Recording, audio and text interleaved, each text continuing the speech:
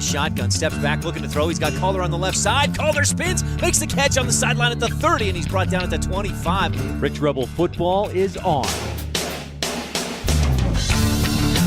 Carlson drops back, pressure comes, he's hit in the end zone, brought down, and it's a safety. Kenan Clark brought the heat up the middle. After an 11th consecutive appearance in the semifinals, the Rebels return to the gridiron looking to take it back to the next level and return to the top. Goes to the right, and Aaron Smith steps in, picks it off. He brings it down near the 20. The title hunt rolls on as the Rebels run through the 2017 season with a reloaded roster and their sights set on a 7th football championship trophy. Takes the snap, looks left, looks back right, throws down the right sideline. He's got Osler in the end zone. Caught, he bobbled it, but he pulls it in. Touchdown, Rebels. Get ready, Rebel football fans, and join us for Rich High School football on Rebel Radio, KADQ FM 98.3, with live streaming video online at mylocalradio.com. Finds Giles. He makes the catch, but he's immediately brought down. That was Porter Weston out there. Today's broadcast is brought to you by T-Bar S Body Shop Technoglass of Evanston, Cash Honda Yamaha in Logan, Westar Printing in Evanston, the Wind River Hotel and Casino of Riverton, Wyoming, Edwards Furniture in Logan, Auto Farm Castle Rock Chevrolet, and by mylocalradio.com. Anderson with a nice throw over the outside shoulder where only Calder could get it. And now, Rebel fans, throws picked off by Jordan Cook. Put the kids to bed, tie up the horses, and turn up the volume as we head to the gridiron to join the play-by-play voice of the Rebels, Ryan STEINECKERT.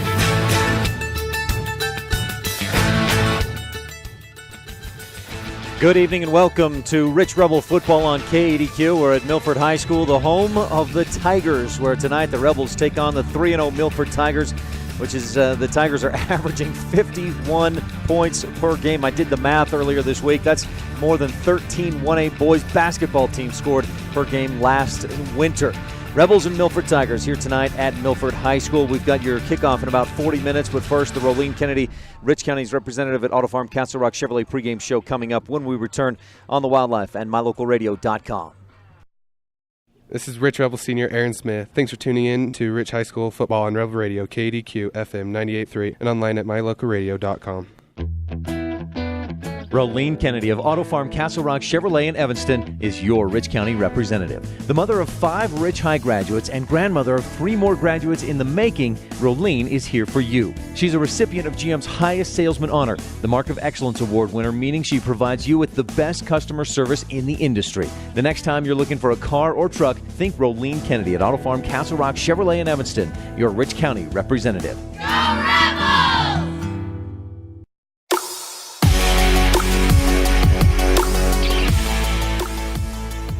Welcome back to Milford High School, the home of the Tigers. It's Rich and Milford tonight.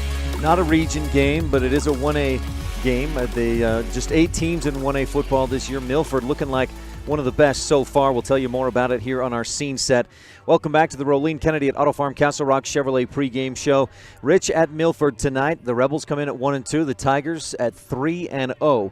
It's time for your scene set, brought to you by Lazy S Ranching, encouraging you to eat more beef and cheer on the Rebels. Last time Rich played here at Milford, we'll tell you about that here in just a second. It was a good night for Rich. It started nice for the Tigers, but let's look first at what the Rebels did last week, a win over Monticello. First win of the regular season, or of the season. That's it, the first win of the season for the Rebels. They did it with some running. They did it with some good defensive secondary play. 250 yards on the ground, 20 first downs for the Rebels last week, and a big part of that was Jared Anderson ran the option well. Coach Thane Marshall of the Milford Tigers mentioned that to me, how he was impressed by the effort that Jared Anderson had in that game, and he's got his team focused on slowing down Anderson. We'll see how that goes. Now, Coach Brown has told me that they have not fully made the transition from, Jared's the full-time starter or that Nick is the full-time starter. Both of them can play quarterback. We may see both of them play some tonight. Nick's got a great arm, and when he has time to pass, he's a very good passer. He also is smart. He's got that height that helps him look up over the line, and the Rebels are more accustomed to him at quarterback. But Anderson came in, did a nice job last week, went 4 of 6, had a touchdown and a pick through the air, also another touchdown on the ground. So the Rebels, with that win, improved to 1-2. The Milford Tigers come in, as I mentioned, at 3-0 this season, and they have been just busting down the doors so far. They beat Gunnison in the opening week 49-14. Then they beat White Pine, Nevada 63-0. Then Layton Christian 2 weeks ago 42-0. They had a bye last week. They're outscoring their opponents so far this season 51-5. And last year lost to Duchesne in the semifinals. We of course know that Duchesne went on to win the state championship. Duchesne tonight is at Kanab. That ought to be a good game. Now, the last time the Rebels took on the Milford Tigers was 3 years ago. It was here at Milford, and Wade Netto, the uncle of starting tailback tonight, Ty Netto. Wade Netto returned the opening kick for a touchdown, but it was all Rebels after that. They went for 2 after that kickoff return, 90 yards for the score by Wade Netto, and they led 8-0. But then the Rebels, on their very next possession, or the Milford went for an onside kick and recovered it, but then Mason Huffaker got an interception on a screen play, and Rich just took off from there. They scored a touchdown, and then they forced a 3-and-out touchdown, and then went back and forth a little bit, another touchdown. By half, the Rebels were up 28-8, and they went on to win 42-14 in that game. That was in September of 2014, almost exactly 3 years ago from tonight. Now, the Milford Tigers, they've got a good storied history. Not a lot of state titles, but they've been pretty solid in the past. Now, they've really been trying to recover the last few years, though. It's been a bit rough. In 2013, just 5-5. Thane Marshall took over that year. Or the next year, they went 4-6, then 5-5 last year, as I mentioned, 7-4, and lost to Duchesne in the semifinals. The one state title they have was in 1993, and that was a win over Rich to earn that state championship. We'll take a look at the Laketown Ledger a little bit more in detail here in a bit, but just looking back over the last 25 years, going back to 1992, Rebels have played Milford 16 times, and it's been almost all Rich.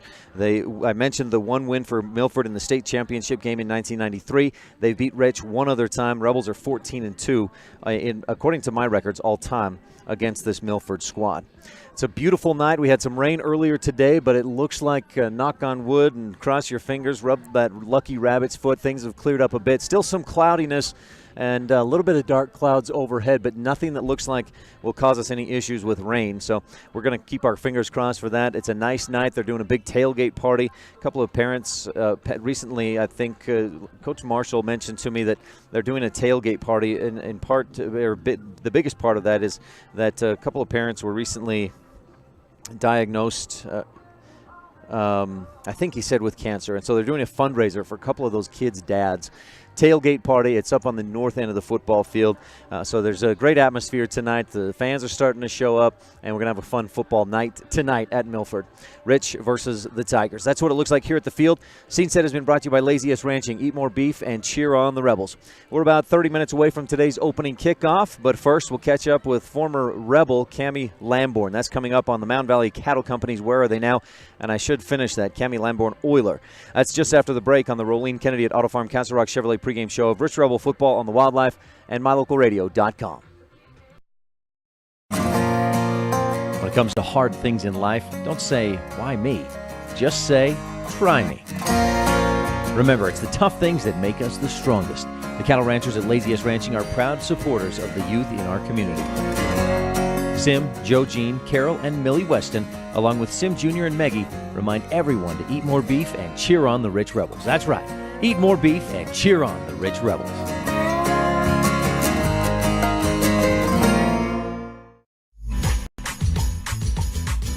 Coverage of Rich High School sports is also being made possible by Delmas Equipment, repairing equipment for over 20 years, farming equipment assembly, and custom fabrication.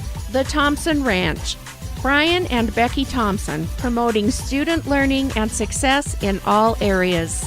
And Western Ag Credit, reliable credit for all things agriculture.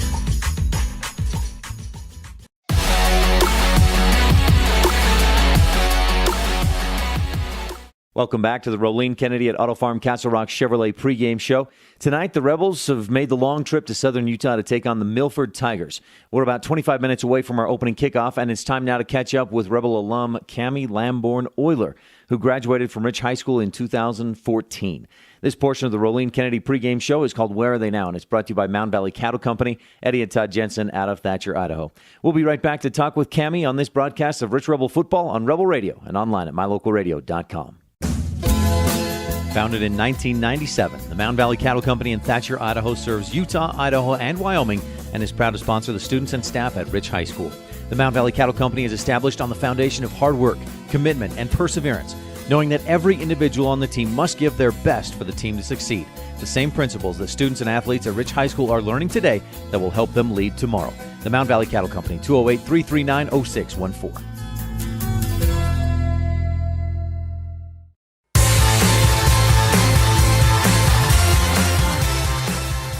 We're on the Mountain Valley Cattle Company. Where Are They Now? And our guest today is 2014 graduate of Rich High School, Cammie Lamborn, now Cammie Lamborn-Oyler. Is that how you say the last name? Yep. You just recently got married. How long's it been? It was on June 30th, so a couple months now. And is it everything you hoped and dreamed it would be? It is. It's been awesome. It's been good. Tell me a little about Dylan. So we met last school year. We got set up on a blind date, and one of those that work out from the very beginning, I guess. So he is from Syracuse, and he is a financial marketing analyst, and he works at America First. So he's the smart one of the relationship. And then I'm just going to teach elementary kids a little more basic skills. So, Cammie, the reality is the sooner he learns that you're the smart one, the better off you'll both be. Maybe I'll have to tell him that. So tell me a little more. Where are you now? You're just finishing up with some school? Yep. So I am at Utah State still. I am in my level 3 practicum is what they call it, going into elementary education. So I have this semester left of classes, and then I'll do my student teaching in January, and I'll graduate in May with my elementary education degree. So. Do you have prospects? Are you at the point yet where you're looking at where, what school or where you'll settle in and be teaching? Yeah, so actually Dylan and I are building a house out in Collinston. So it's just outside, it's kind of in between Logan, Pregame, and Tremonton, right in that area. So I'll probably try to stay in Cache or Box Elder school districts. So haven't found a school yet, but around that area probably. Let's go back to your days at Rich High School. You graduated in 2014, and that was my first year broadcasting for the Rich Rebels. I remember well on the volleyball court, high and outside to Cammie Lamborn. I love volleyball. I miss it all the time. But yeah, high school sports were awesome. They were definitely my life in junior high, high school, and it was great. Coach Stewart runs an awesome program. She still does. I still watch every game I can of Rich volleyball and still enjoy it. Come back and play with them when I can, and it's just fun to still be able to be a little bit of a part of it. What other memories do you have from from high school, playing basketball? And I know you did some track and field and other things you were involved with. Memories with coaches, the girls, like the friendships that you make that last forever. Those are always great memories. Playing, learning all the different things that sports teach you in the real world. I knew that if I could make it through some of Coach Stewart's practices or something, then when I got to school, I knew I could do hard things because those were definitely not easy. But I don't know, I have lots of favorite memories. The Cokeville tournament was always fun. We beat Alta my junior year, I think, and everyone was cheering. Cokeville was cheering for Alta, and we beat them in 5, and that will always be a memory that'll stay with me forever. The last game I played of basketball, we played St. Joe, and we came back and beat them for the 3rd and 4th place game, I think it was. That was always a fun memory. Track, running the hurdles was fun. Finally got a state championship my senior year, so that was a hard work that finally paid off. And I don't know, those are some ones that I can think of off the top of my head that are some great memories. The way that you followed Rich, and of course the younger sister Melanie last year, how much did you celebrate when the girls won the volleyball title a year ago? A ton. I was there I missed school on Friday because I was like, I have to be there. Mel's senior year. And they were such a fun group, and I felt even closer to them because they were my freshmen that had come in, and now they were the seniors that had just won the state championship. So, I mean, my little freshman setter, Andy, was out there, and then she was the 1A MVP. So, I mean, it was kind of like felt like a little proud mom almost with my freshmen out there that just took the state title. It was awesome. Did you do the musical at Rich? I think I remember you in Fiddler on the Roof. Yes, I did the musical 3 years. So I was in Fiddler on the Roof, South Pacific, and Little Shop of Horrors were the 3 that I did. The musical was super fun. I was never the lead, but that was okay with me. I liked being involved, but not memorizing all the lines. We're visiting with Cammie Lamborn-Euler on the Mound Valley Cattle Company. Where are they now today? Cammie, looking back, anything else about being a Rich Rebel that really sticks out in your mind? I think sometimes that when you're in the moment in like a small community like that where everyone cares about you and you get to be involved in so many different things, you kind of take that for granted until you leave and you're out in the real world, and it's not all pretty like it's portrayed sometimes, but just growing up there and being able to go to Rich and play sports and have such a supportive and loving community all the time surrounding you is just such an awesome experience, and something that I'm definitely glad I had the opportunity to grow up doing. And I think that it really has it shaped me into who I am, and I'm glad that I got to grow up that way. It's an awesome school, awesome people, teachers, coaches, everything.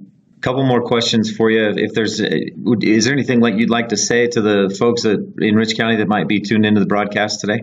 Just keep supporting. That's the biggest thing I loved. I mean, playing, it was awesome, all the support that you had, and you really do realize it, and it's so much more fun to play to a full crowd that cares about you. So keep supporting. Even if it's online, it was fun. Last question, Cammie. The Rebels tonight are at Milford. Rich hasn't had any trouble with Milford lately, but the Tigers are looking pretty good this year. What's your prediction on the game? Rebels all the way. You always got to take the Rebels. But no, really, I've watched a couple games, have cousin in there, Jared. Now that he gets to be on the field, I'll watch some more, and they're looking good. It'll be a fun season to watch them and keep watching the volleyball team too. So go Rebels. Mound Valley Cattle Company, where are they now? We've been talking with Cammie Lamborn-Euler, 2014 graduate of Rich High School. Cammie, thanks so much for your time. Good luck finishing up school and with the new house, the new husband, and everything else. Thank you so much. Well, it's a pleasure talking with you, Cammie. Thanks so much for joining us on Where Are They Now? Brought to you by Mound Valley Cattle Company, Eddie and Todd Jensen out of Thatcher, Idaho. When we return on the Rolene Kennedy at Auto Farm Castle Rock Chevrolet pregame show, we'll visit with the coaches of today's teams on the Bear Lake Memorial Hospital Coaches Show of Rich Rebel Football on KDQ FM 98.3 with live streaming video at mylocalradio.com. The best family vacations create lifelong memories. The Wind River Hotel and Casino in Riverton, Wyoming has teamed up with the Riverton Golf and Country Club to bring you great golf getaway packages for the whole family. Come for a couple of days, golf, eat, relax, tour the Wind River Indian Reservation, and enjoy the Native American tribal dancers. Pet rooms are available so you can bring the whole family and stay. Call today the Wind River Hotel and Casino, where families play, stay, win. 866-657-1604. When you need body work or a windshield replacement, it can be as simple as dropping your vehicle off and picking it up a couple of days later. T-Bar-S Body Shop and Technoglass of Evanston works directly with your insurance company to save you time and hassle. We know it isn't convenient to have a vehicle in the shop. That's why we work hard to repair and restore as quickly as possible to get you back on the road. Make it hassle-free. Let T-Bar fix your car. T-Bar-S Body Shop and Technoglass of Evanston. Stop in today for a free estimate. 515 County Road.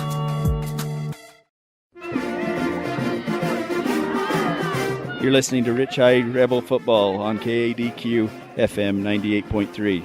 This is Rebels coach Ashley Brown on the Pregame Coaches Show, and we're just 20 minutes away from kickoff here on KADQ. Welcome to the Bear Lake Memorial Hospital Coaches Show. It's the Rich Rebels and the Milford Tigers tonight. And while the Rebels are averaging just 12 points a game and the Milford Tigers are scoring 51 per game, opponents have been far different. The Rebels' opponents have gone 5-5 so far this season, while the Tigers' opponents have gone just 2-9. But of course, none of that matters. It'll all be decided tonight on the field under the Milford lights. No one sees the game the way the coaches do, so we'll take a few minutes to visit with opposing coach Thane Marshall, and then we'll talk to Rebel headman Ashley Brown and get his thoughts on tonight's game. We'll be back after this from Bear Lake Memorial Hospital. Count on us to care on this broadcast of Rich Rebel Football on the Wildlife with live streaming video online at mylocalradio.com.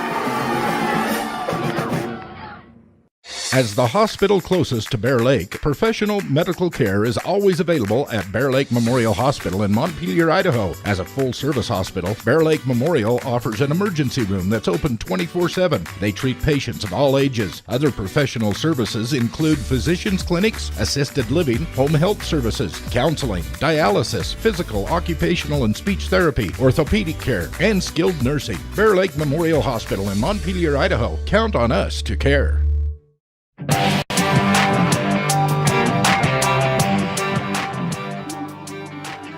Ryan STEINECKERT with Thane Marshall, head coach of the Milford Tigers. Coach, thanks for your time today. You bet. We were talking the other day. You are the Thane Marshall of the Utah high school record books. Is that something you try not to talk about much? Yeah, that's an old has-been thing, you know.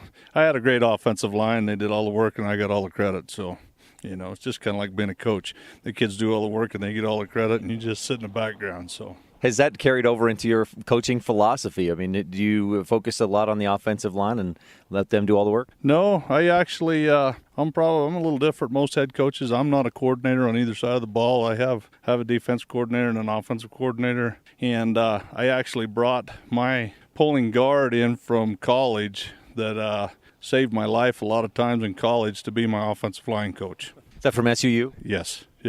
Randy Bostic, he's from Clearback in Tennessee, and then when the mine needed an electrician, we got him here, and then I talked him into coming coaching football. Coach, how's your team looking this year? I know last year you made a pretty good run, lost a close one in the semifinal. Yeah, we made a good run last year, and all those kids are back except for two that did a lot of the playing time, and they were both part-time starters, so we really actually got kids that started all 11 series, and if we wouldn't have, but you know, our stud goes down with appendicitis the night before the semifinals. It hurt, but these kids have remembered that feeling, and they want to go one step further this year. It's been a while. 1993, right, was the last state title. You beat Rich for that one. You got Rich here tonight. Yeah, Ashley Brown is probably one of the best coaches in 1A football. You know, you got to put his record up against anybody. I put him right up there, and a lot of people have downgraded Al Marshall as one of the best coaches in high school history, but I put Ashley Brown right up there with him.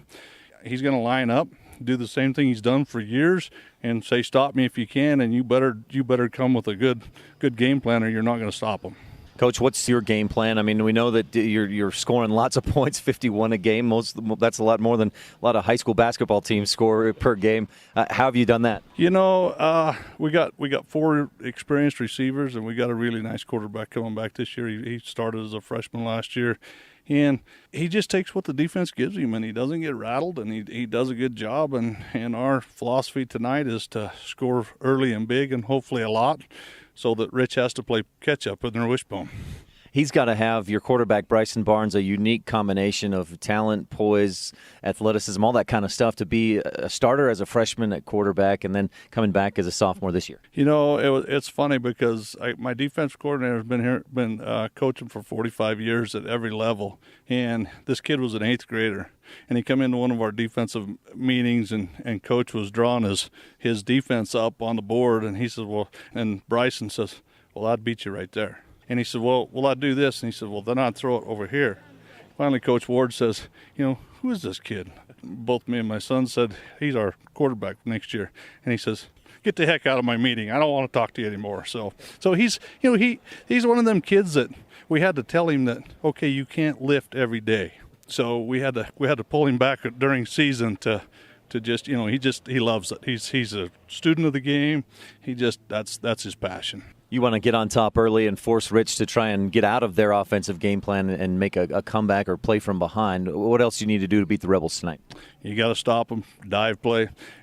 Number 15, I don't know his name, but he looks like an animal on film, and he's probably about as big as any kid we got. So, he looks on film. So, that the dive play and the option, the number 7, he looked like he come in the Monticello game and ran the option really well and pretty fast. And so, anytime you're playing an option, if you forget one assignment, you're usually doomed. So hopefully we'll keep our assignments on tact and do what we're supposed to do. Coach, anything else we should touch on? Nope. I just appreciate you guys coming down here, and I know it's a long trip, and like I said, Ashley Brown is he's been super to me since I come on and 4 years ago, and he's a class act. Coach Thane Marshall of the Milford Tigers, thanks for your time. Good luck tonight, Coach. Thank you. Well, thanks so much, Coach Marshall. We're only about 15 minutes away from kickoff and today's action, so don't go anywhere. You're tuned in to the Bear Lake Memorial Hospital Coaches Show. Coming up on the Rolene Kennedy at Auto Farm Castle Rock Chevrolet pregame show, we'll visit with Rebel head coach Ashley Brown on Rich Rebel Football on Rebel Radio and online at mylocalradio.com. We sell fun. Come see and feel the fun when you shop at Cash Honda Yamaha in Cache Valley. You and your family will have fun year-round, in the water with personal watercraft, in nature driving your side-by-side or riding your four-wheeler, or in the mountains on your snow machine. It's always fun at Cache Honda Yamaha, no matter what the season is. Our showroom is full of inventory to choose from. Start having more fun today. Visit Cache Honda Yamaha between Logan and Smithfield on Highway 91. We sell fun. When you're buying and selling real estate, you want to work with an agent that knows the area and understands property values. You want to work with an agent that listens to what you're looking for and knows how to find it for you. And it's important to know all of your options. That's why it's smart to work with the best. Gary McKee and the agents at Bear Lake Realty in Garden City, Utah, helping folks buy and sell real estate for over 25 years. When you work with Bear Lake Realty, you're working with the best. Visit BearLakeRealty.com today.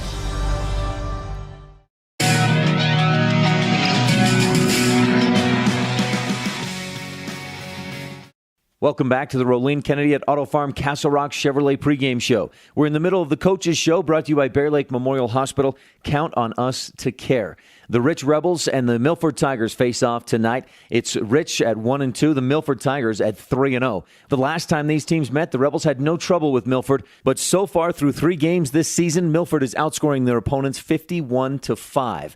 Rebels will have to be on top of their game to beat the Tigers tonight. Stay tuned. We'll be right back with Rebel head coach Ashley Brown. As the hospital closest to Bear Lake, professional medical care is always available at Bear Lake Memorial Hospital in Montpelier, Idaho. As a full-service hospital, Bear Lake Memorial offers an emergency room that's open 24/7. They treat patients of all ages. Other professional services include physicians' clinics, assisted living, home health services, counseling, dialysis, physical, occupational, and speech therapy, orthopedic care, and skilled nursing. Bear Lake Memorial Hospital in Montpelier, Idaho. Count on us to care. It's the model year-end clearance sale going on now at Auto Farm Castle Rock Chevrolet in Evanston. They need to make room for the 2018, so the time to buy is now. Receive up to 20% off select models or up to $5,000 in bonus cash. Auto Farm is stuffed with 2017s that they need to move. Receive 0% financing for 72 months on select models. Get down here before they're gone. Chevrolet, find new roads. Auto Farm Castle Rock Chevrolet. We're a different kind of dealer.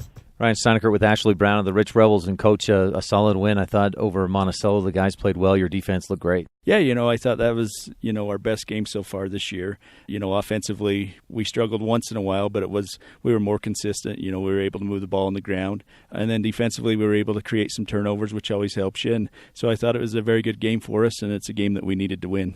Against a team like you've got coming up, and we'll talk more about Milford later on, but you had a couple of times, like that first drive of the third quarter, you drive all the way down and then turn it over inside the 2-yard line. And then another possession, you had an interception at the goal line. You can't have mistakes like that against better teams. No, that's things that kill you. We did a great job of moving the football, and that's what we talked about coming out of halftime is, just marching it down and getting it in the end zone. And we did everything but get it in the end zone, and against good teams that hurt you. And, and then, like you say, the turnovers always are hard for you to overcome, but luckily we were able to get, I think, 3 or 4 turnovers ourselves, and so that definitely helped us. And like I said, that was probably our best game. We were more consistent. I thought kids played harder on most downs, and so that's something that we can build off of, and hopefully we continue to do that. It seemed like the running game came alive to a certain extent, and a big part of that had to be the blocking. Yeah, we did a much better job of blocking. we are constantly after them to stay till the whistle and to make sure you seal your butts. And they did a much better job of that against Monticello than they had against Westside and Bear Lake. And, those are things that you have to do to be able to be consistent on offense. Monticello, I thought they could have been a pretty good passing team. Like Spencer Knutson's a real strong arm, and he seemed like a smart quarterback, but you guys kept him in check, especially in the second half. You mentioned the 3 interceptions. Yeah, he does a good job. He throws a really good ball. So hopefully that gets us ready for Milford because they like to throw it a little more than what we've seen. So, hopefully that prepares us a little bit, and hopefully we do a good job with the pass coverage this week because we're going to have to. Milford also has, they've got Ty Netto, a running back that's a small, I think, shifty, real quick guy. Obviously, that stop the run. Do you think you'll do things a little different defensively to stop that pass or slow it down? They're going to try to spread us out, so we're going to have to, spread out with them. And so that's going to be the key, is being able to stop their run, when they spread us out. But we'll play some different coverages, and hopefully it confuses them a little bit. But it's definitely a key is to be able to stop their pass, and then hopefully the run doesn't hurt us. What are the keys as far as stopping that spread? Is it just making sure everybody does their assignment on defense? Yeah, and if you can get pressure on the quarterback, it definitely helps so he doesn't have all day to stand back there. So hopefully we can blitz a little bit and get to him to where he has to rush his passes. And, and then our kids have got to be aggressive on as far as our DBs, and they got to react to the football and go get it. Milford, you don't know how good the teams they've played so far, or do you? They're scoring 51 points a game, but do we know how good Layton Christian is this year, or do we know, where is Milford really, do you think? It's hard to tell because, they played some of those 2A schools, but, those are teams that we don't get to see. So, and then Layton Christian will play a little later on. I know Layton Christian's huge just watching them from the tape, but, Milford did a good job against them. They controlled the football game the whole time, and, so it's hard to tell what Milford's played against, but we know they're good. We know they've got lots of experience, and we know we're going to have to play well. Last time you played at Milford, they returned the opening kick for a touchdown. You obviously don't want to let that happen, but what else do you need to do to beat Milford Friday night? Hopefully create some turnovers. In high school, it's hard to be consistent throwing the ball a lot, and that's what they're going to try to do. So hopefully, we can create some turnovers, and hopefully we're consistent on offense, and that we take care of the football. And if we do, hopefully we have a chance to win at the end. Ashley Brown of the Rich Rebels, thanks for your time. Good luck against the Tigers Friday night. Okay, thank you. You've been tuned in to the Coaches Show, brought to you by Bear Lake Memorial Hospital. Count on us to care. We're down to crunch time as this thing kicks off in less than 10 minutes. You're tuned in to the Rolene Kennedy at Auto Farm Castle Rock Chevrolet pregame show of Rich Rebel Football on KADQ FM 98.3 with live streaming video online at mylocalradio.com.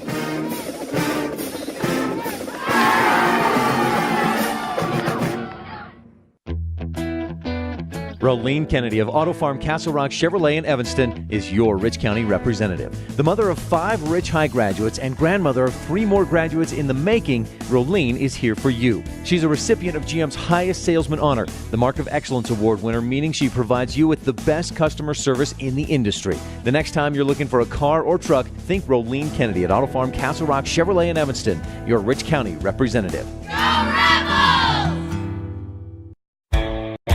If you're looking for live local sports, local news, weather, live classifieds, and free photo downloads, search no more. MyLocalRadio.com has what you want. Watch your teams live or browse the tens of thousands of photographs of Wyoming, Utah, and Idaho high school events, from speech and drama competitions, rodeo, an array of different athletics, activities, community events, and so much more. Visit MyLocalRadio.com today and find what you're looking for.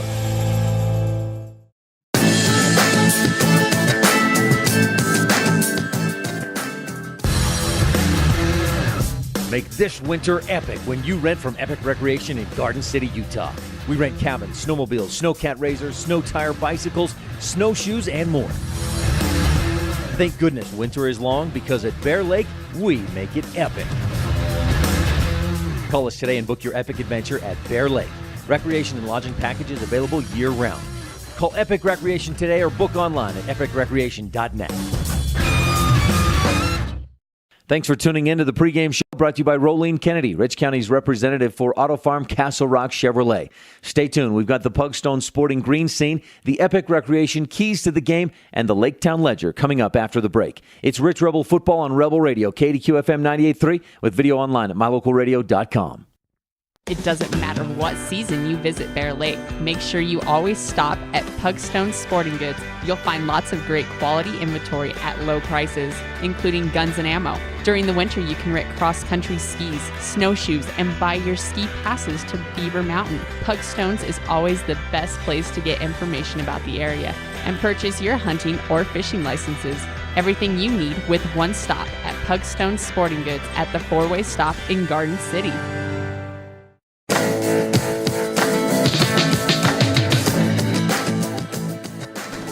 Welcome back to the pregame show presented by Rolene Kennedy at Auto Farm Castle Rock Chevrolet. She is your Rich County representative at Auto Farm there in Evanston. The Rebels you see lined up there on the end line.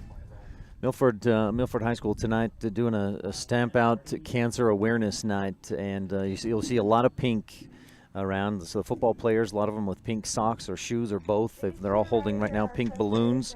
Fans, coaches, so lots of folks around here wearing pink tonight for cancer awareness as the Rich Rebels get set to take on the Milford Tigers. They're doing a little bit of a program here, and again, a big part of this was a couple of the boys on the team or at Milford High School. A couple of their parents, or I believe it was a couple of their dads, were recently diagnosed with cancer, and so that's really brought the awareness home to the community of Milford, and they're making a big focus of it tonight here at tonight's football game.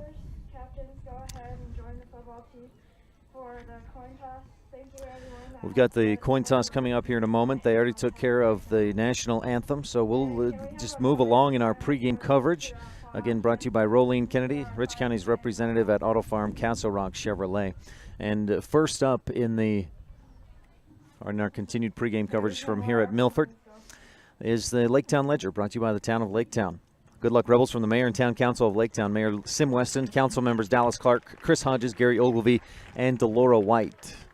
And those, looking back at the history between Rich and Milford, again, my records go back to 1985 when Rich and North Rich and South Rich consolidated. They started that football program and struggled early on, but they've beat a number of teams pretty consistently. According to what I could find, the records that I could find going back to 1985, I've got that the Rebels and the Milford Tigers have played 16 times.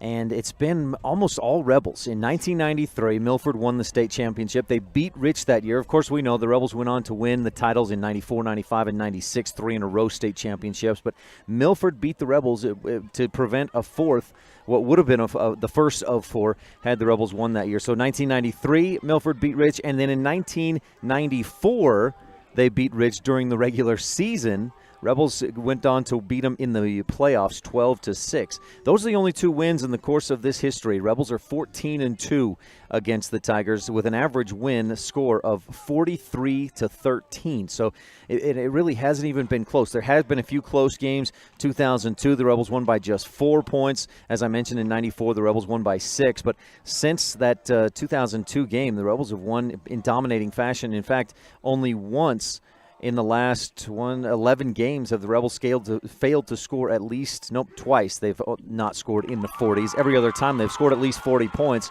But tonight may be different. Milford has shut out 2 of their 3 opponents. They're scoring 51 points a game, and they look like a very good, much improved team. They've got some real talent at quarterback, a very good running back in Ty Neto, who's averaging almost 9 yards per carry and almost 37 yards per reception this season. But again, going back in the Laketown Ledger, the Rebels 14-2 against Milford, going back to 1942. That Laketown Ledger is brought to you by the town of Laketown. Good luck, Rebels, from the Mayor and Town Council of Laketown. Moving ahead in our pregame coverage, and again, if you're watching online at mylocalradio.com, we hope you enjoy the 720p, the high-definition stream tonight, courtesy of our friends here at Milford High School. Jeep, my buddy that I just met this afternoon, has hooked us up. He set up the internet stream, or the internet connection, the network here at the football field, and it's working well for us. Let's move ahead to the epic recreation keys of the game. And the Rebels tonight, of course, here at Monticello, or at Milford.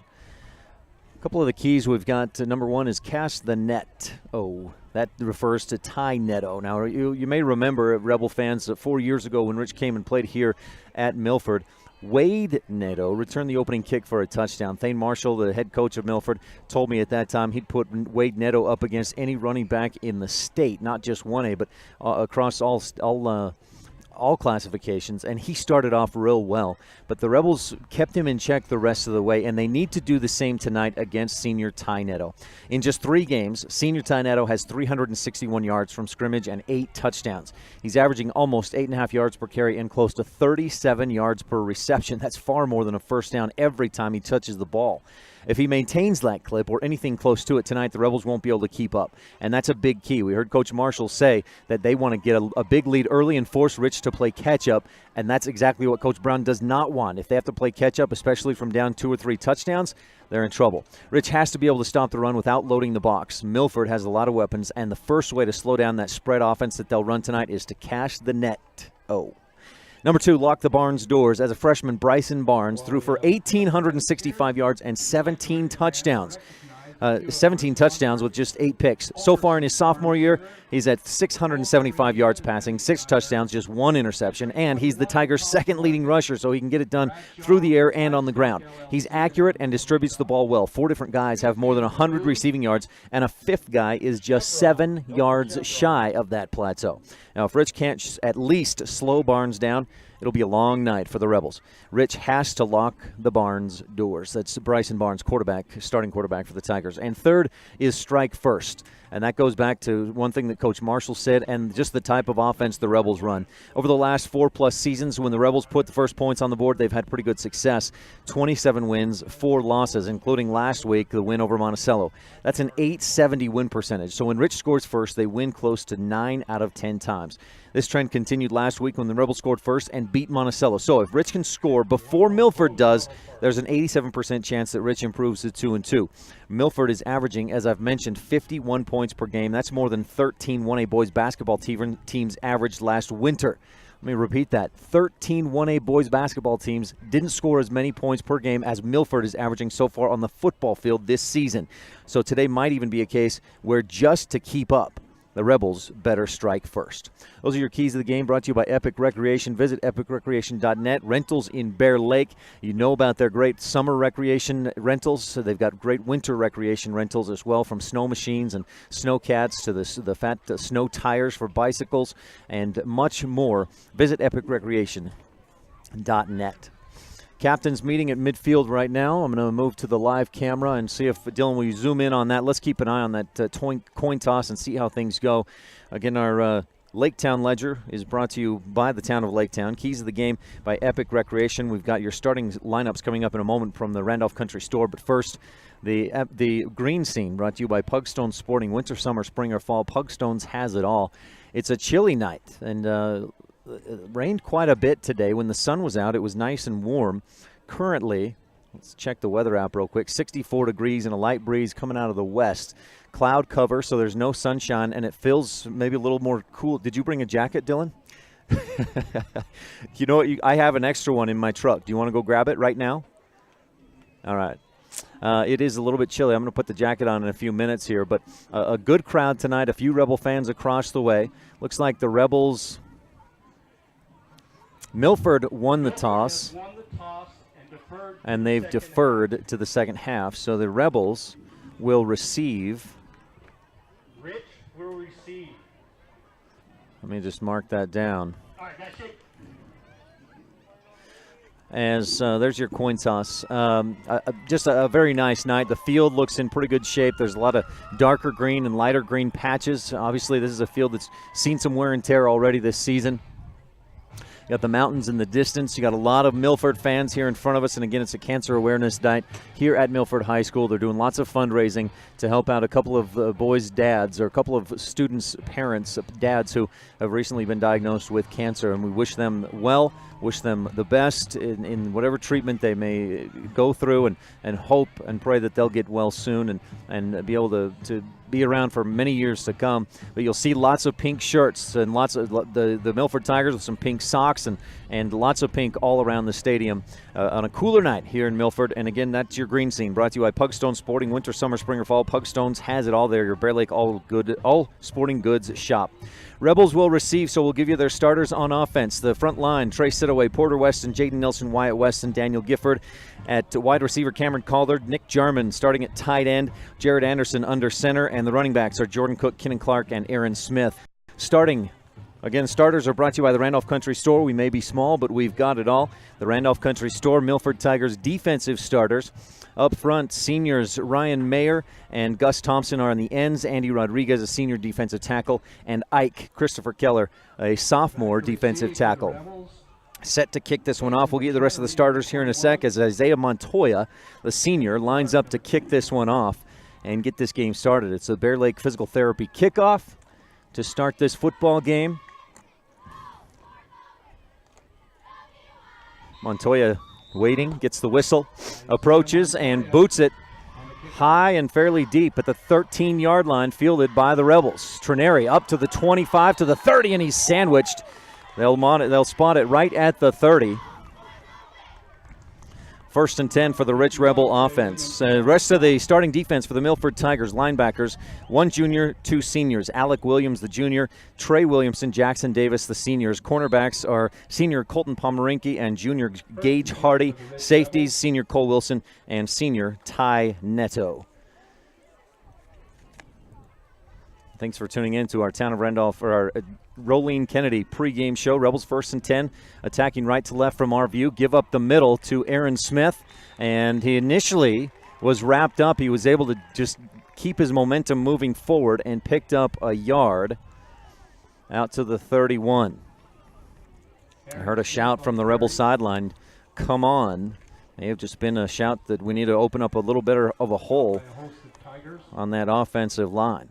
Bunch of Tigers were in on that, and that was one play that Coach Thane Marshall said, we've got to stop that kid. Number 15 looks like a real animal.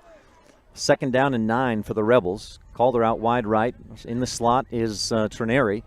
Anderson running the option, pitches out to Smith, and he's covered well, but he's able to get down the sideline out to the 33, maybe the 34.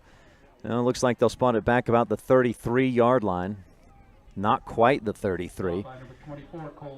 I was close to a 2-yard gain. 3rd down for the Rebels. And it's 3rd and 7, a long 7 for the Rich Rebels. First possession of the ball game. Our first quarter is brought to you by J-Bar Auto. High quality service at a fair price. That's J-Bar Auto. Rebels, white jerseys, blue pants. Milford in all black with the red helmets, a lot of pink socks and some pink shoes. For Cancer Awareness Night, 2 in the backfield, I formation. Anderson takes the snap, dumps it over the middle, looking for Jarman. It's tipped. A lot of contact over the middle there as Jackson Davis was on coverage, and incomplete. The pass falls. Brings up a 4th down. Jarman was in first down territory had he been able to catch it, but instead the Rebels will have to line up to punt this one away. And back to return. Deep goes Stetson Wright. Got to think there's some relation to Cody Wright, the champion bronc rider. Stetson back deep, and about midway between the line of scrimmage and him is Colton Pomeranke. Jarman gets off a punt. Pomeranke just sets up to block, and the ball bounces right next to him. A Rebel bounce. Kenan Clark covers it at the 25, and that's where Milford will take over. Not the way the Rebel offense wanted to start, a 3 and out. And we'll see if their defense can turn the tables back as Milford takes over with 10:18 left to go. First quarter, brought to you by J-Bar Auto. From the 25-yard line, Barnes in the shotgun, gives to Neto, who was right behind him. Nope, Barnes kept it himself. Left side, room to run. He's just wrapped up and brought down at the 40. Jared Anderson with a touchdown-saving tackle as Barnes had some room to run. He gets clear out to the 42 for a 17-yard gain and a first down. Barnes in the shotgun, 2 receivers left, 2 right, a bit of a pistol with Neto behind him. Fakes a quick throw, now heaves it deep down the right sideline. Calder's there, and it's through his hands, almost caught by Jackson Davis. That was Stetson Wright, who couldn't quite hold on to it. Calder had a shot to pick it off, but just couldn't pull it in. Went through his hands, and Luckily for Rich, Wright couldn't hold on to it either. 2nd down and 10 for the Milford Tigers. Nicely executed play, just a fake throw to the outside and then a deep throw. Barnes pitches left side for Neto, and he initially had no room to run, cuts it upfield, drives across the 45 to the 46. Aaron Smith in on the tackle. And that's a 4-yard gain for Neto. Ty Neto on that carry. That was impressive. He saw he didn't have much room to run or much of a hole. 3rd down for the Tigers. So he just lowered his shoulders and drove in as far as he could. False start on the side, not going to get the flag against Milford. Barnes throwing deep. He's got his man cut at the 10-5, touchdown. Cole Wilson was running deep downfield, and that false start looks even worse now. Stetson Wright jumped early, but the line judge didn't see it, and Barnes goes deep for the score. 54 yards and a touchdown. From Barnes to Wilson. And Milford does just what they wanted to. They strike first, and they'll line up to kick the extra point.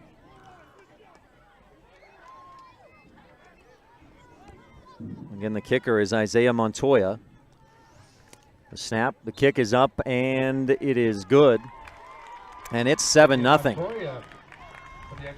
4 plays, 75 yards, and the Milford Tigers laid 7-0 on the Stacy's Repair scoreboard. This is Rich Rebel Senior Porter Weston with live coverage of the Rich High football on Rebel Radio, KADQ FM 98.3, and online at mylocalradio.com. One of the greatest things about living in Randolph, Utah is the friendly folks that live and operate business there. This is especially true at J-Bar Auto on Main Street in Randolph. Serving customers for years, J-Bar Auto provides high-quality service at a fair price, including vehicles large and small, tractors, and other types of equipment. J-Bar Auto also sells quality tires. We appreciate all of our customers. Call us anytime. We're happy to help. J-Bar Auto, 90 Main Street in Randolph, Utah. Stop in today.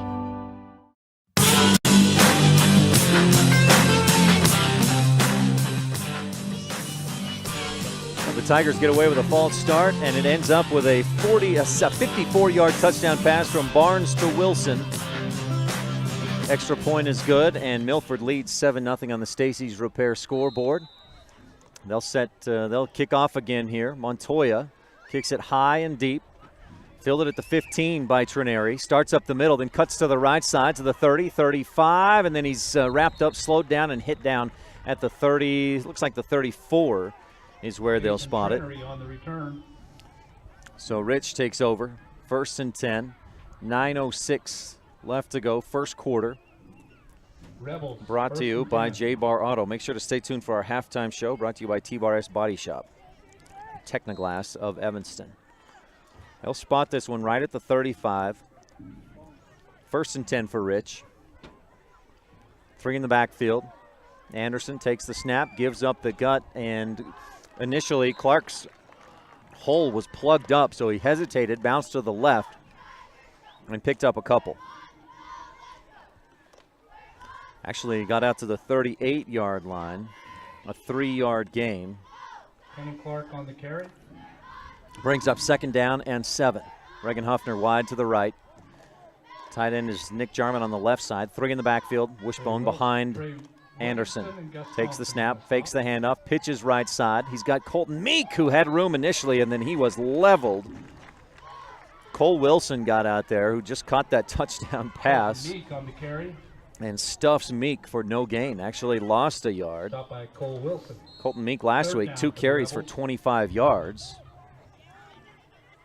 But his first carry tonight, and that's -1. Brings up a 3rd down and 8. Again, a 3rd and long for the Rebels. 2 receivers wide to the right side.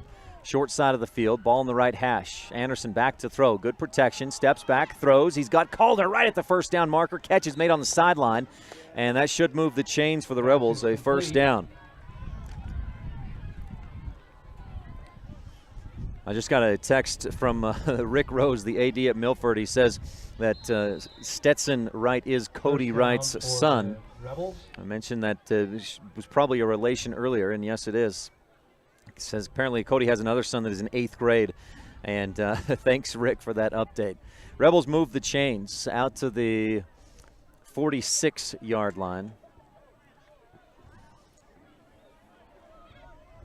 That's an 8-yard gain on Anderson's first completion of tonight's game. Cameron Calder. Rebels hand it off up the middle, not much room. A short gain for, was that Anderson on the keep? Anderson kept it. Jared Anderson on the carry. And gains 2. Gus Thompson on the stop. Up to the 48-yard line. Anderson last week against the Buckaroos, 8 carries, 49 yards, and a touchdown. But sledding going to be a little tougher here tonight against a Milford team that allowed 14 points against 2A Gunnison and shut out its other 2 opponents this year. I formation behind Anderson, takes the snap, little confusion, man into the backfield, and the handoff goes nowhere. Case and Trineri wrapped up and brought down in the backfield. I believe it was Christopher Keller. They call him Ike. May have been Alec Williams. Either way, Milford in the backfield, and the Rebels lose 2. Ike Keller on the tackle. It was Ike, -2 for Trineri. Back to the 46. So the Rebels with another 3rd and long, ball near the middle of the field toward the right hash. Rebels attacking right to left at mylocalradio.com. And here at Milford High School, that's south to north. Anderson back looking to throw. Pressure all over him. He runs to his right, gets away, but he's tripped up down the sideline, dives, and he's real close to the first down unless he stepped out just short. The official on the line judge on the sideline came up and spotted Anderson out of bounds at the Milford 47. So that's a 7-yard gain. And it brings up a 4th and 3 for Rich. Lined up, well, in a huddle, looking like they may go for it here. Don't want to get another touchdown behind or they're going to be in some trouble. Trineri and Calder on the right side. Trineri is the slot. I formation behind Anderson. Ball on the right hash. Jared steps back. Pitch, nope, Hope keeps it himself. Now looks for a late pitch. A flag flies in as he's brought down. Didn't get enough for the first down. He gained about 1 yard. But the Tigers' defensive line getting a lot of penetration. The Rebels need to clean that up or they're going to be in for a long night here. There is a penalty down. If it's against Rich, you got to expect Milford will decline and take over on downs. If it's against the Tigers, Rich will accept and have a first down. It's in the area of holding or maybe a chop block. The official mic'd up. We'll see what he says. He's taking his time. We have an illegal chop block. Illegal chop block against the Rebels. I would expect Milford to decline that penalty and take over 1st and 10 on downs. Anderson picked up a yard on the play to the 46, but they turn it over on downs. Rebels with a 3 and out, and then they picked up a couple of comprehensive family dental first downs before turning it over on downs. Milford takes over 1st and 10 from their own 47 with 5:52 left in the first quarter. Barnes in the shotgun. Brings a man in motion, gives it to him. Nope, Hope keeps it himself, and Jarman wraps up Barnes and brings him down in the backfield. Barnes will lose a yard or 2. Nick Jarman. Back to the 45. Second down for the Tigers. Just outside the 45. Barnes with 2 carries, 17 yards in the game. 7-0 Milford on top in this first quarter, brought to you by J-Bar Auto. High-quality service at a fair price. Rebels could use a Station Randolph turnover here as Barnes brings right in motion, fakes the handoff there, gives to Neto right side, and he is sandwiched. Nowhere to go. Rebels got some good penetration this time, stopped him at the line of scrimmage. No gain. And Porter Weston comes away with the football. He held it up after the play was over, but apparently the Tigers said, or the officials said, no, that play is over. So no gain. 3rd down and 12. Barnes back to throw, looks right, back to his left. Pump fakes, then throws deep down the field, and it's just dropped. Anderson may have gotten a fingertip on it to deflect it just enough, and Stetson Wright couldn't hold on. So Barnes who completes 56% of his passes this season, is 1 of 3, 54 yards and a score. Over to the sideline go the Tigers for a 4th and 12. And will they go for it here? We'll see. They're at their own 45-yard line. It looks like they've got the punt formation out there with Trey Williamson deep, only about 10 yards back, with 3 blockers in front of him to set up for the punt. Receives the snap and delivers a end-over-end on the sideline. It bounced out about 4 times and then rolls to the end zone. The officials will say touchback, but it went out at the 25, I thought. Maybe that's my angle. Rolls into the end zone for touchback. That was a lucky Rebel roll as they'll take over from their own 20-yard line. That could have, if had it taken a funny bounce at oblong football, it could have stopped and been downed inside the 10 or inside the 5. Rebels looking for some offensive consistency here, beating Monticello last week 21-6. Their offense came alive to the tune of 250 rushing yards, but they haven't found any success consistently so far tonight. Attacking right to left. Pitch to Smith. He's got a little room to run across the 22 to the 23 before he stood up and driven back. And we'll see where they end up spotting this. Smith out to the 23-yard line. That's where they'll spot it. So Smith with 3 carries for 6 yards. Neto made the stop. 2nd down and 7 for Rich. Trailing 7-0 on the Stacy's Repair scoreboard. Again, our first quarter is brought to you by J-Bar Auto. Neto, one of the leading tacklers on the team. Brian Williamson, Trey Williamson, the top tackler with 24 takedowns. Anderson takes the snap, fakes the handoff, pulls it back, then dives forward across the 25. Looks like they'll spot it right at the 25. Jared Anderson on the carry. For a gain of 2.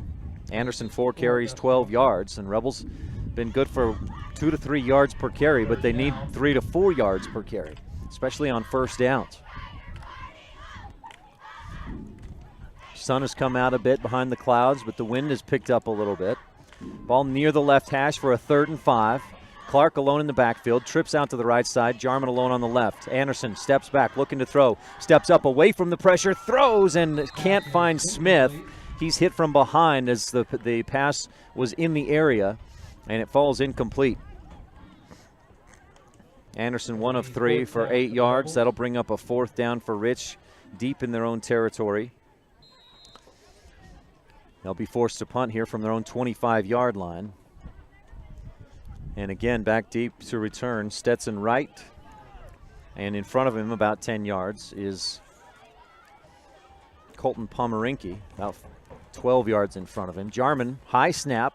He pulls it in, gets off a high punt toward the right sideline, takes a sideways bounce and goes out of bounds about the 40. Nope, didn't quite go out. About the 48-yard line, so near midfield. Milford will have good field position, starting from their own 48-yard line. Last time these teams met, the Rebels took advantage of good field position to win 42-14. So far, Milford started from their own 25, their own 47, and now their own 48. 3:05 left to go, first quarter. Tigers up to the line of scrimmage. Barnes under center this time. Twins out to the right. One man left, I formation behind him in the backfield. Gives to right side. Ball on the ground, but it's picked up. A quick drop on the football by Jackson Davis. He was the blocking back. He picked up the Rebel blocker and then turned and started to follow the play as it was ripped out of Neto's hands. Ends up in a gain of 3 for the Tigers across midfield to the Rebel 49. Barnes again under center, fakes a pitch, hands off, nope, keeps it himself. He throws for Davis and it falls incomplete. Davis had it in his hands. It was a low throw, but he just couldn't hold on to it. Clapped his hands immediately in frustration with himself, knowing he should have caught that one. Wouldn't likely have ended up in a first down, but it would have been a positive gain for sure. Rebels have Colton Hislop in there as linebacker. as Barnes drops back, looks to throw. He goes it over the middle. It's caught, running across the field. He breaks a tackle to the 30, to the 35, or the 25, and finally to the 20. He's pushed out of bounds. It's Cole Wilson, Barnes' favorite target, who's got 8 catches, now 10 with today's 2 grabs for over 120 yards, including that one. Goes from the Rebel 49 all the way down to the Rebel 18-yard line. That's a 31-yard gain. Cole Wilson, 2 touchdowns, or 2 receptions today. 85 yards already. Barnes in the shotgun, takes the snap, a quick pitch to Stetson Wright, and the Rebels are all over that play. They just stayed with their assignment. That was good assignment defense, and they stuff it. Stetson Wright may have gained a yard. Brings up second down. No, back to the 18, no gain.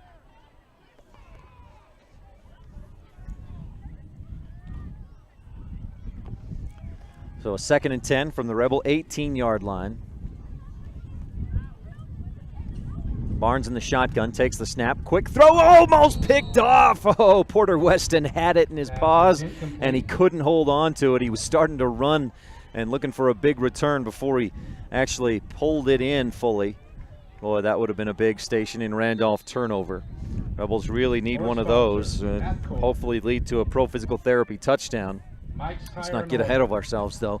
Rebels need to stop here, 3rd and 10. Trips to the left, 2 receivers right, empty backfield. Barnes back, looking to throw. Hesitates. Now he tucks it, runs to his left. Room to run. Rebels trying to get up there to stop him, and Meek can't bring him down. No, that was Kason Trineri. Barnes runs right through him for the score, 18 yards and a touchdown for Bryson Barnes. And I mentioned in the pregame coverage that Barnes could beat you with his arm and with his feet. He beats the Rebels with his feet on this play. An 18-yard touchdown run by Barnes puts the Tigers up 13-0 on the Stacy's Repair scoreboard. Their last scoring drive was just 4 plays, 75 yards. Montoya kicks the extra point through, and with 1:18 left in the first quarter, it's the Rebels nothing, the Tigers 14 on the Stacy's Repair scoreboard. Quick break. We'll be back on the Wildlife and mylocalradio.com. If you're looking for live local sports, local news, weather, live classifieds, and free photo downloads, search no more. MyLocalRadio.com has what you want. Watch your teams live or browse the tens of thousands of photographs of Wyoming, Utah, and Idaho high school events, from speech and drama competitions, rodeo, an array of different athletics, activities, community events, and so much more. Visit MyLocalRadio.com today and find what you're looking for.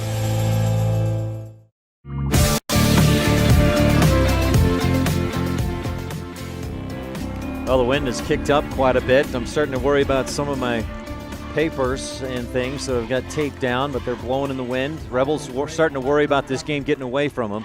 Trailing 14-0. That drive, 5 plays, 52 yards.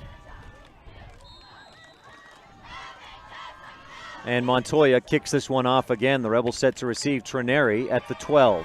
Straight ahead to the 20, to the 30, and he's sandwiched and brought down.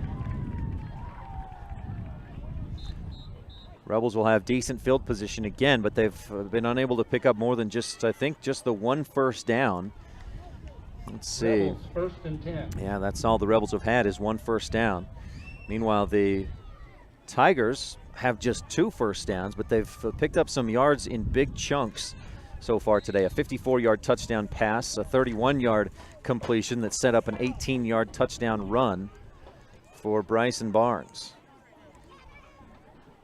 Rebels 1st and 10, 1:11 left in this J-Bar Auto first quarter. Their own 30-yard line. Let me get the Stacy's Repair scoreboard back up there for you if you're watching online in HD at mylocalradio.com. I formation, Anderson back looking to throw. He lobs it out. He's got Clark in the flat. Some room to run to the 40, 45, 50, down the right sideline. Gets a block at the 40. He's finally tripped up out of bounds. Nice big gain. Receivers went deep, and Clark just dropped out into the flat. Nice little dump pass by Anderson, and the Rebels with a big gain. Clear down to the 38-yard line. That is 32 yards on the completion to Kennan Clark. His first reception of the day. He's got 6 receptions this season. That puts him at almost 90 yards receiving. Anderson 2 for 4, 40 yards. I formation behind Jarrett. Turn and give straight up the gut, and I think that was Smith this time on the carry. He drives forward, keeps pushing, and ended up pushing the pile for a yard or two. Not a big gain, but it is a positive carry. 2 yards. Smith down to the 36 of Milford. Aaron with 4 carries, 8 yards in the ball game. Time running down in the J-Bar Auto first quarter. See if the Rebels get off one more play here before this J-Bar Auto first quarter comes to a close. Up to the line of scrimmage, 2nd down and 8. Rebels attacking south to north in this first quarter. I formation behind Anderson. Takes the snap just before time runs out. Play fake, then throws. He's got Clark, and he's in the flat left side this time, down the sideline, still on his feet. He's finally pushed out of bounds down near the 25-yard line. That's another big gain that will take us to the end of the first quarter and pick up another Rich Rebel first down, Comprehensive Family Dental first down. We'll take a quick break and we'll be back for the second quarter right after this. This first quarter has been brought to you by J-Bar Auto. Quality work on high-quality service at a fair price. This is Rich Rebel Senior Porter Weston with live coverage of the Rich High football on Rebel Radio, KADQ FM 98.3 and online at mylocalradio.com. When it comes to parts and service, don't rely on anyone other than the team at Cash Honda Yamaha in Cache Valley. The professional mechanics and parts department team have the experience to help you with whatever you need. When you need and if they miss a passing, it'll open up and run. Winterize, repair or replace tires, or have a rebuild, they can help. Whatever you need, gift ideas, parts, accessories, or a race mechanic, you'll find it all at Cache Honda Yamaha in between Logan and Smithfield on Highway 91.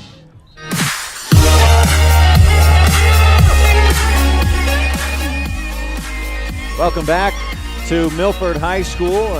Apologies, I just failed to mute my mic during that commercial break. Rebels getting the pass going a little bit. A couple completions to Kinnan Clark in the last few plays. This last one gets him down to the 15-yard line. That's 21 yards and a Comprehensive Family Dental first down. Anderson turns and gives to Smith up the middle. A little more room to run this time. Nice big Saby Trucking offensive line hold down to the 10. 5-yard gain for Smith. That's the biggest carry of the ball game, or the biggest gain on a rushing play for the Rebels. Clark with 2 receptions, 53 yards in the game. But the Rebels got to find some consistency. Got to punch this one in. Looking for a pro physical therapy touchdown here with just under 11.5 left in the second. Anderson turns and gives again to Smith up the middle, sidesteps one man and dives forward to near the 5-yard line. This will be close to a first down. Bring up a 3rd down and real short. Smith heading back to the huddle, gets tripped up. No problem there. Nothing bad done. It looked like he stepped on the foot of Jarrett Smith. Smith helped him back up. No, not Jarrett Smith, but Gus Thompson, senior defensive end. Rebels up to the line for a 3rd down and 1. Clark, the fullback, Smith, the tailback. Anderson keeps it himself, left side, first down. He's driven back, hit pretty hard, but he did pick up the first down. And that'll move the chains. Another Comprehensive Family Dental first down for the Rebels, down to the 3-yard line. That's another Comprehensive Family Dental first down for the Rebels. Anderson with 2 yards. He's got 5 carries for 14 in the game. First and goal for Rich, attacking left to right here in this second quarter. That's north to south at Milford High School. The wind blowing in from the north. Anderson takes the snap, gives right up the gut. The dive play down to the 1 for, I think it was Clark on the carry. So Kinnan Clark on the carry for 2 yards down to the 1. Rebels have got to punch this in. The Milford coach is getting a warning. The line judge says, "Coach, I'm not going to warn you again. Next time will be a warning." I formation. Anderson keeps it himself, dives forward just off the left side of his center and comes up just short. This will be a 3rd and inches 3rd and goal with just inches to go. The nose of the football from where I'm sitting, I'm a good 100 yards away, but that looks like 6 inches from here to get it into the end zone. Anderson with 1 yard on that gain. Down to the 0-yard line. I formation, and the Rebels jump early. Oh no, a false start. They wanted to get a good jump and make a good block, but instead of a 3rd and inches now, it's a false start, leading to a 3rd and 6. So how much does that change your play call here if you're Coach Brown? Instead of 3rd and inches, Cameron Calder will bring in a new play.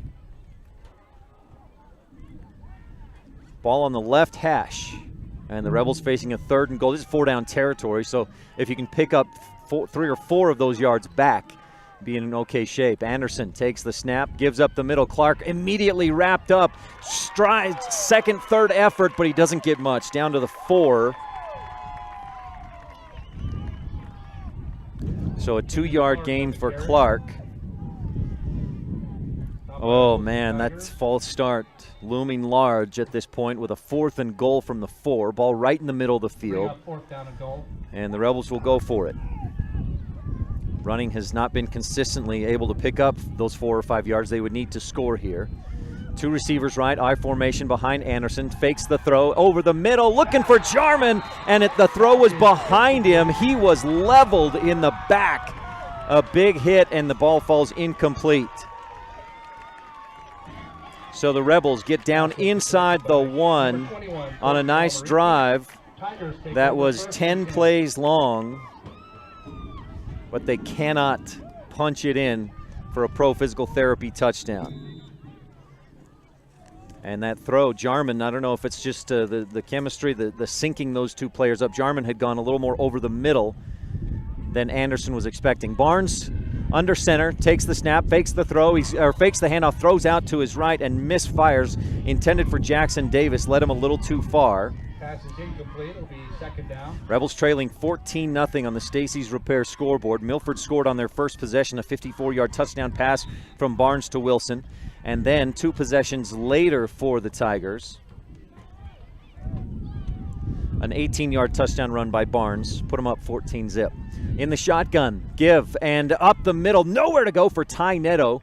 Nice job getting into the backfield. Daniel Gifford, that quickness, he's about the smallest defensive tackle you'll ever see, but his quickness gets him into the backfield. He wrapped up Neto, slowed him down. Ty gets back to the 5, or out to the 5, for a gain of 1. That brings up a 3rd and 9 for the Milford Tigers, but this is an explosive offense. Neto with 4 carries, 8 yards. Barnes back to throw. He's in his own end zone. He tucks it, and he's going to run. He's got the 1st down and more. Cuts to his right. Hit hard by Smith just beyond the 1st down marker, about the 12. To make it the 17-yard line. And Barnes, as I mentioned, I'll mention it again. He can hurt you with his arm. He can hurt you with his feet. So poised and smart. Nobody open, so he just tucks it and runs.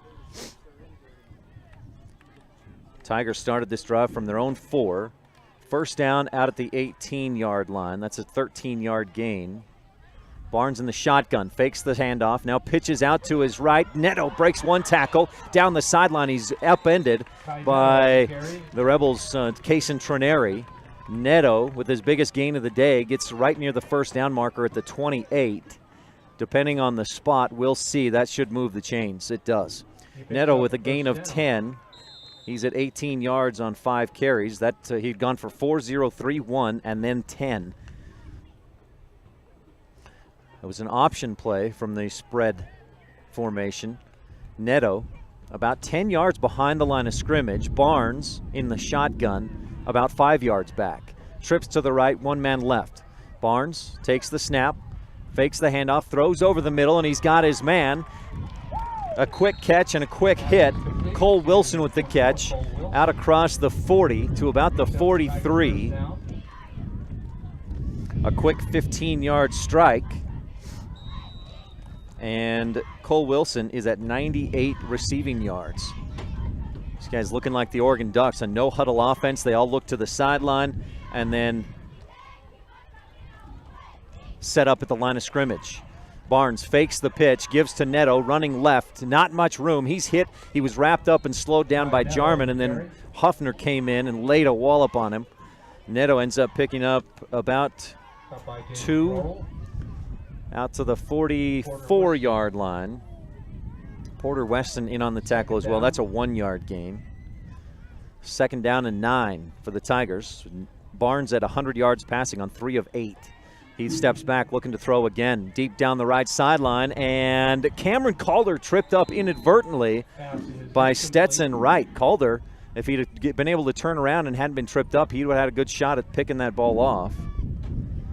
But, of course, it was inadvertent by Wright, so no flag. Barnes just 3 of 9, but 100 yards through the air, 46 yards on the ground, 2 scores. There's also a flag on the play. It's a hold against the Tigers, and the Rebels will accept that first penalty of the game against Milford. That pushes them back to the 34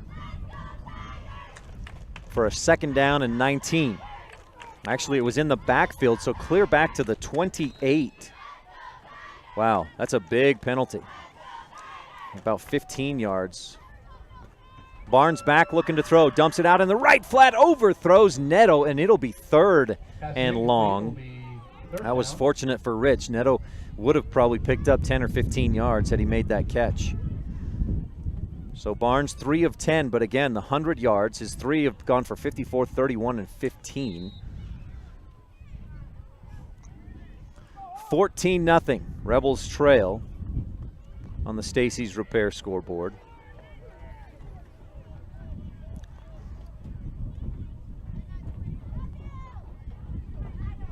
Barnes in the shotgun on 3rd and about 28 or 24. He throws right side. He's got Stetson Wright, who breaks one tackle, almost gets through another, squirts forward out to the 41-yard line. A pretty good gain of 13 on the play. Stetson Wright with his first reception of the day. But that brings up a 4th down and long, and you got to expect Milford will punt it away here.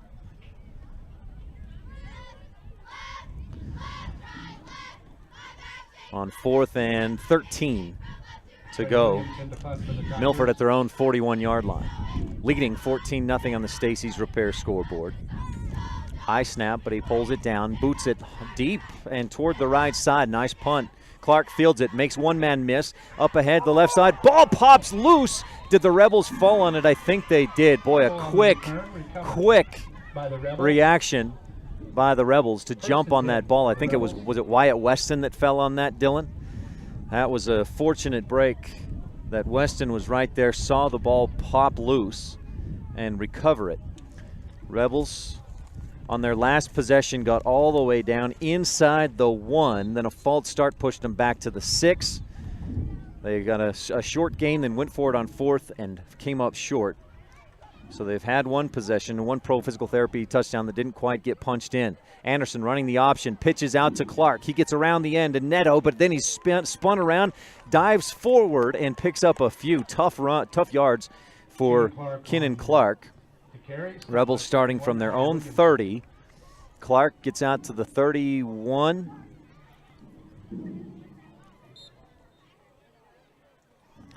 Not much of a gain there. And that was a tough 1 yard for Clark, who's got 4 carries for 8 yards.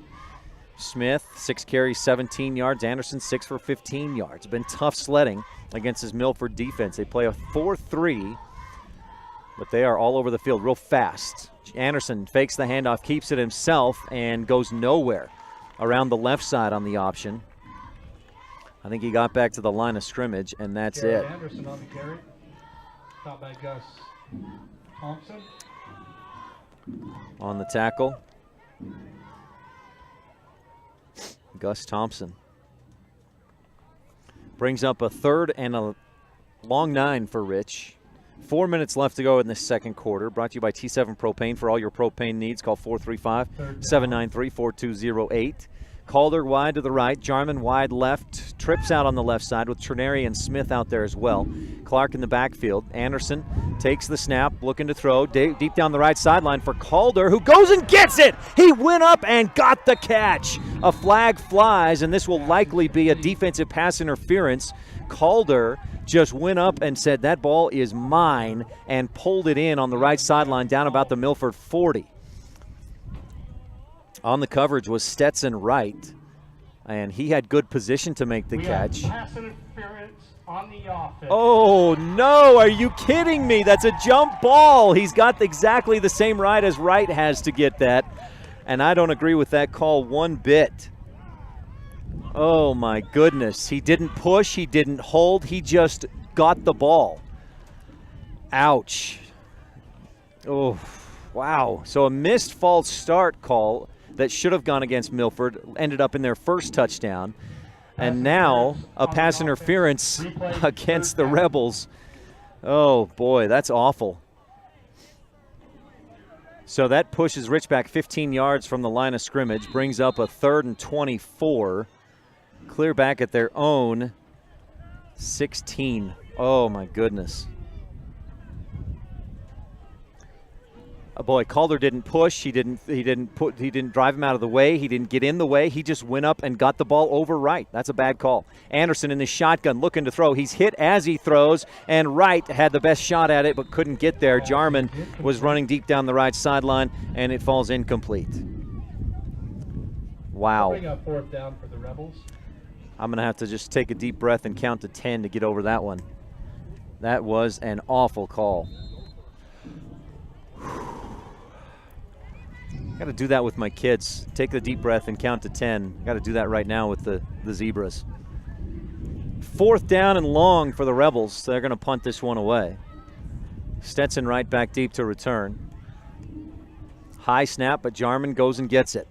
Low line drive punt. Takes a bounce. Wright will field it off of one hop. Runs to his right. He stumbled, and then he was hit hard and dropped at the 45-yard line.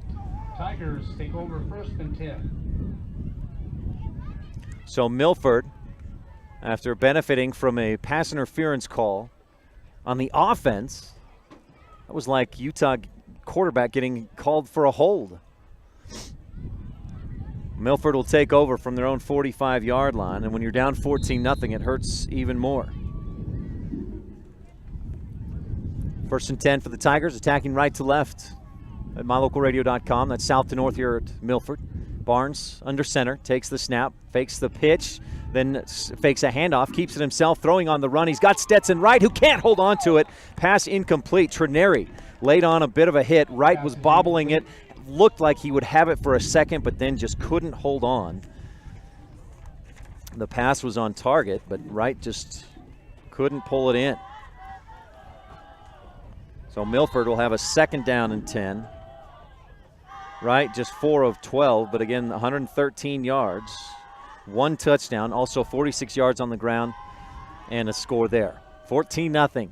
Milford on top with 3:03 left to go in the second quarter, brought to you by T7 Propane. Barnes looking to throw. He's got his man out to the right side. Wilson makes a couple men miss. A flag flies. 2 flags fly in as he drives forward and picks up the 1st down. That was not Wilson. It was Colton Pomeranke on the reception. But who I think will have a block in the back and or a hold. Maybe an ineligible man downfield. We'll see. The officials discuss briefly. Milford goes back, and it is a hold. Milford with 2 penalties in the ball game, both of them holding calls. This one takes place in front of the line of scrimmage, so it's actually, it's a block in the back. That pushes them back to their own 36-yard line. 9-yard penalty. This took place at 1 yard in front of the line of scrimmage. 2nd and 19. Barnes deep down the left sideline. Boy, he's got a cannon, but overthrows Pomeranke. Good coverage by Kaysen Trineri, who was stride for stride with Pomeranke, and it's 3rd and 19. Second quarter is brought to you by T7 Propane and Woodruff. For all your propane needs, call 435-793-4208. Third down and 19. Tigers have at least, 2 plays in this game that have gone for 19 or more yards. Both of them passing, plus a couple of rushing gains of 17 and 18. Barnes in the shotgun, 2 behind him, 1 on his left. Neto in motion, comes up right next to him. Barnes takes the snap, looks over the middle, got his man. It's caught right down the middle. He tripped up, but he keeps his feet enough to dive forward and get close. Jackson Davis real close to a first down. Depending on the spot, he will get it. 20 yards and a first down for Jackson Davis. And what a great effort by Davis to keep his feet long enough to dive forward and pick up the first down into Rebel territory at the 44-yard line. Barnes takes the snap, hesitates on the option, and then he's wrapped up, spun around to the ground. Nice tackle by Daniel Gifford and a short gain. Bring up second down for the Tigers. A gain of about 2 down to the 42-yard line. Barnes with 5 carries, 48 yards, and a score with his feet. He's in the shotgun, trips to his right, 2 men wide left. Neto in motion, right in front of Barnes. He takes the snap, steps back, looks to throw, now heaves it down the left sideline. Trineri has a shot and picks it off at the 10. Kaysen Trineri, good coverage, and then just stepped in front on a throw that was too short. And the Rebels come up with a Station in Randolph turnover. Station in Randolph here for your convenience needs.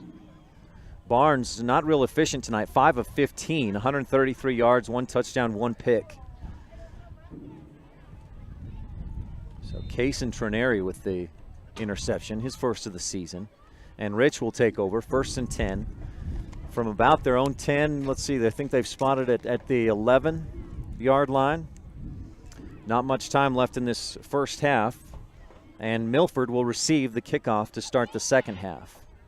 1:46 left here in the second quarter. Rebels give to Kenan Clark. He breaks free. A flag flies as he's out to the 35, to the 40. He's finally tripped up and brought down. A flag from the sideline, and I'm afraid this one is coming back. I didn't see a false start, but that's generally what we may have, or an illegal shift or something of that nature, and I think this one will come back. Line judge threw the flag, and he indicates to the head official that it's a hold. And, boy, every time Rich gets a big play, a penalty brings it right back. We got holding on the offense, number 56. Holding against the Rebels, so instead of a 1st and 10 out near midfield, it'll be 1st down and 20. No, it won't be 1st and 20 because it'll be half the distance to the goal from their own 11 back around the 6 or 5 yard line.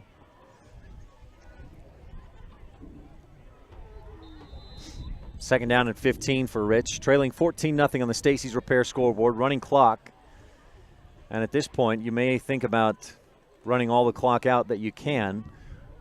It's a tall task to try and score from your own 5 in just over a minute. Anderson fakes a pitch, gives left side to Clark, and he drives forward out near the 8, maybe to the 9-yard line. A short gain. Second down for Clark. Give him 2. 106, 105 left to go in this second quarter. Brought to you by T7 Propane and Woodruff. Milford looks like they're not going to call timeouts. Be content to take a 14-0 lead into halftime and receive the third quarter opening kickoff. Huffner wide to the right side. Anderson turns and gives up the gut. Some room up initially. Nice Savvy Trucking offensive line hole. Out near the 15-yard line goes Kenan Clark. Kenan Clark on the carry. 7 yards. That's the biggest rushing play of the game for the Rebels. It ties the biggest rushing gain. Anderson had a 7-yard gain in the first quarter. Brings up a 3rd and about 8 for Rich. They need the 22. Anderson takes the snap, same play, give up the middle to Clark. Not much room this time. He gets out near the 17. Be well short of a first down as time gets down to 5 seconds left in the first half. Please put 7 seconds back on the clock. They're going to ask for 7 seconds back on the clock. Milford takes a timeout. We'll take one as well. Tigers on top 14-0 on the Stacy's Repair scoreboard. This is Rich Rebel Senior Porter Weston with live coverage of the Rich High football on Rebel Radio, KADQ FM 98.3, and online at mylocalradio.com. Whether it's for your home, your ranch, your equipment, or your business, when you need propane, count on the best. T7 Propane in Woodruff. The professionals at T7 Propane place their focus on safety, quality product, and excellent prompt service, so you can rest easy and enjoy the affordability and efficiency of propane. Serving residential and business customers every day, T7 would love to serve you as well. For all your propane needs, call T7 Propane in Woodruff, 435-793-4208.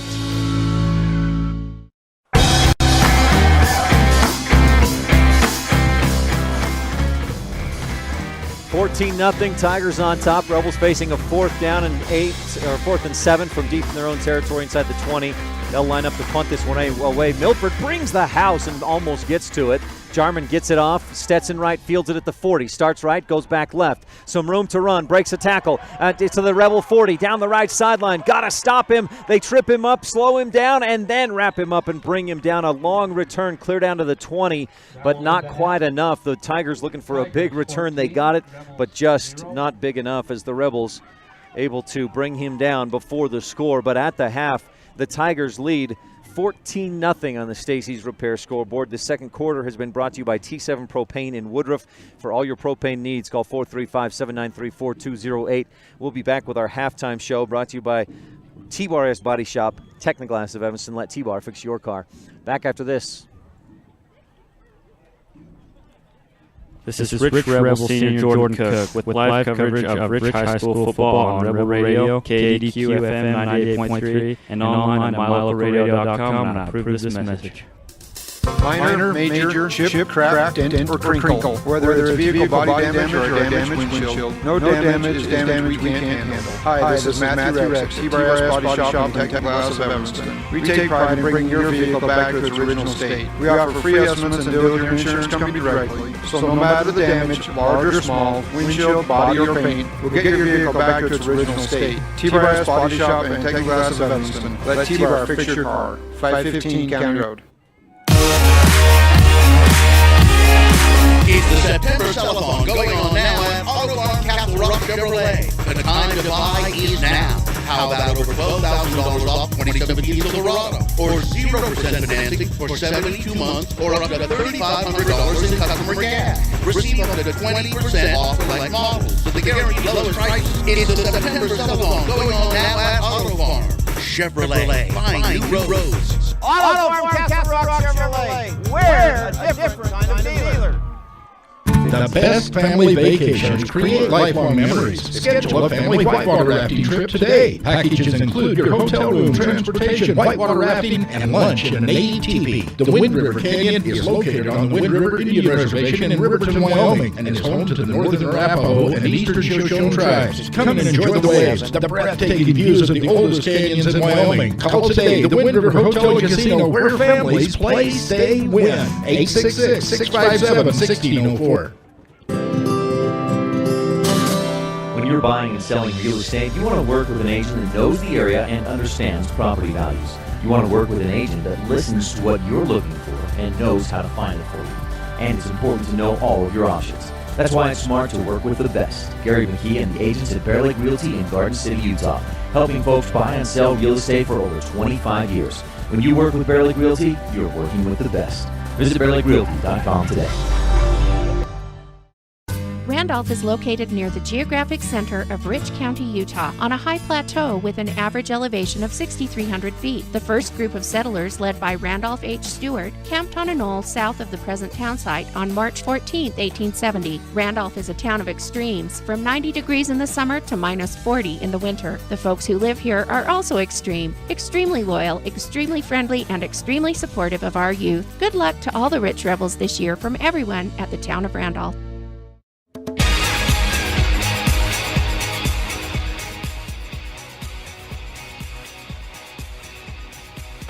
Welcome to the halftime show, brought to you by T-Bar S Body Shop, Technoglass of Evanston. The Rebels had an opportunity to score. They got it down inside the one, but couldn't punch it in.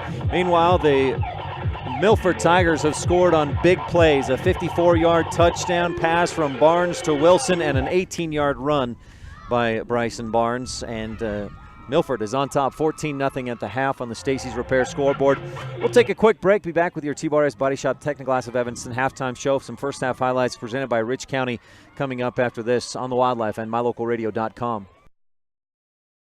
Everybody gets rock chips at one time or another in your vehicle window. From now on, anytime you get a chip in your windshield, don't think, oh booger. Instead, think T-Bar S Body Shop and Technoglass of Evanston, home of the 1995 rock chip repair. Rock chips are fixed in minutes, and the team at T-Bar S Body Shop and Technoglass of Evanston will come to you, or you can stop by the shop. T-Bar S Body Shop and Technoglass of Evanston, home of the 1995 rock chip repair. Call us today.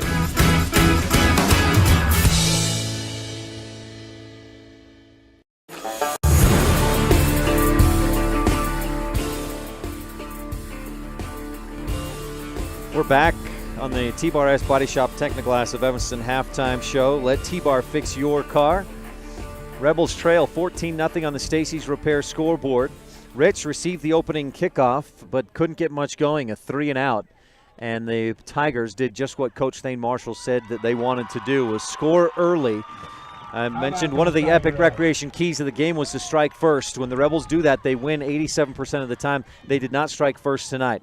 The Milford Tigers took over on their own 25, had a nice long run by Bryson Barnes, and then 2 plays later, a 54-yard touchdown strike from Barnes to receiver Cole Wilson, who has 3 receptions in this game for 98 yards, and that made it 7-0. Rebels turned it over on downs in Milford territory. Then the defense held, forced the Tigers to punt. Rebels went 3-and-out again, and then the Tigers went on a 5-play, 52-yard drive that ended in a 18-yard Bryson Barnes touchdown run. So he's got 1 touchdown passing, 1 touchdown rushing. That made it 14-0. The Rebels' next possession, they started at their own 30, had some nice passing to Kenan Clark, from Jared Anderson. They drove it all the way down to the 1, inside the 1, in fact. They had a 3rd and goal at about the 6-inch line, but then a false start pushed them back, and they couldn't recover. Ended up with no points and a turnover on downs on that drive, and that didn't help, certainly hurt. Rebels 3-and-out, and then got an interception late in the game, or late in that second quarter, but couldn't make anything of it. Kason Trineri, the ball hawk, came down with a Station in Randolph turnover, but in that first half, the Rebels had no pro physical therapy touchdowns, and of course, no Rich County 4-H extra points. We'll look for some of those in the second half. And at the half, Rebels down 14-0 on the Stacy's Repair scoreboard. These first half highlights have been brought to you by Rich County Rebels with a championship cause. Stay tuned when we return on the T-Bar S Body Shop Technoglass of Evanston halftime show.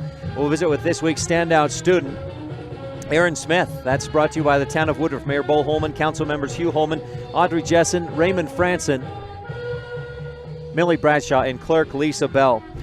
I've got couple more quick items brought to you by Rich County. Again, Rebels with a championship cause. I had the Rebels with just 111 yards of offense in the first half, 61 through the air, just 50 on the ground. Meanwhile, the Tigers with 200 yards, 133 through the air, 67 on the ground. Most of those 67 from Bryson Barnes on quarterback scrambles when the coverage, when the pass breaks down, when all of his guys are covered, he's tucked and run to the tune of 48 yards in that first half. So again, 14-0 is your score. The Tigers with the lead on the Stacy's Repair scoreboard. You're tuned into the halftime show brought to you by T-Bar S Body Shop Technoglass of Evanston. Stay tuned, and we'll be back with more of the halftime show after this on the Wildlife and mylocalradio.com. Everybody gets rock chips at one time or another in your vehicle window. From now on, anytime you get a chip in your windshield, don't think, oh booger. Instead, think T-Bar S Body Shop and Technoglass of Evanston, home of the 1995 rock chip repair. Rock chips are fixed in minutes, and the team at T-Bar S Body Shop and Technoglass of Evanston will come to you, or you can stop by the shop. T-Bar S Body Shop and Technoglass of Evanston, home of the 1995 rock chip repair. Call us today.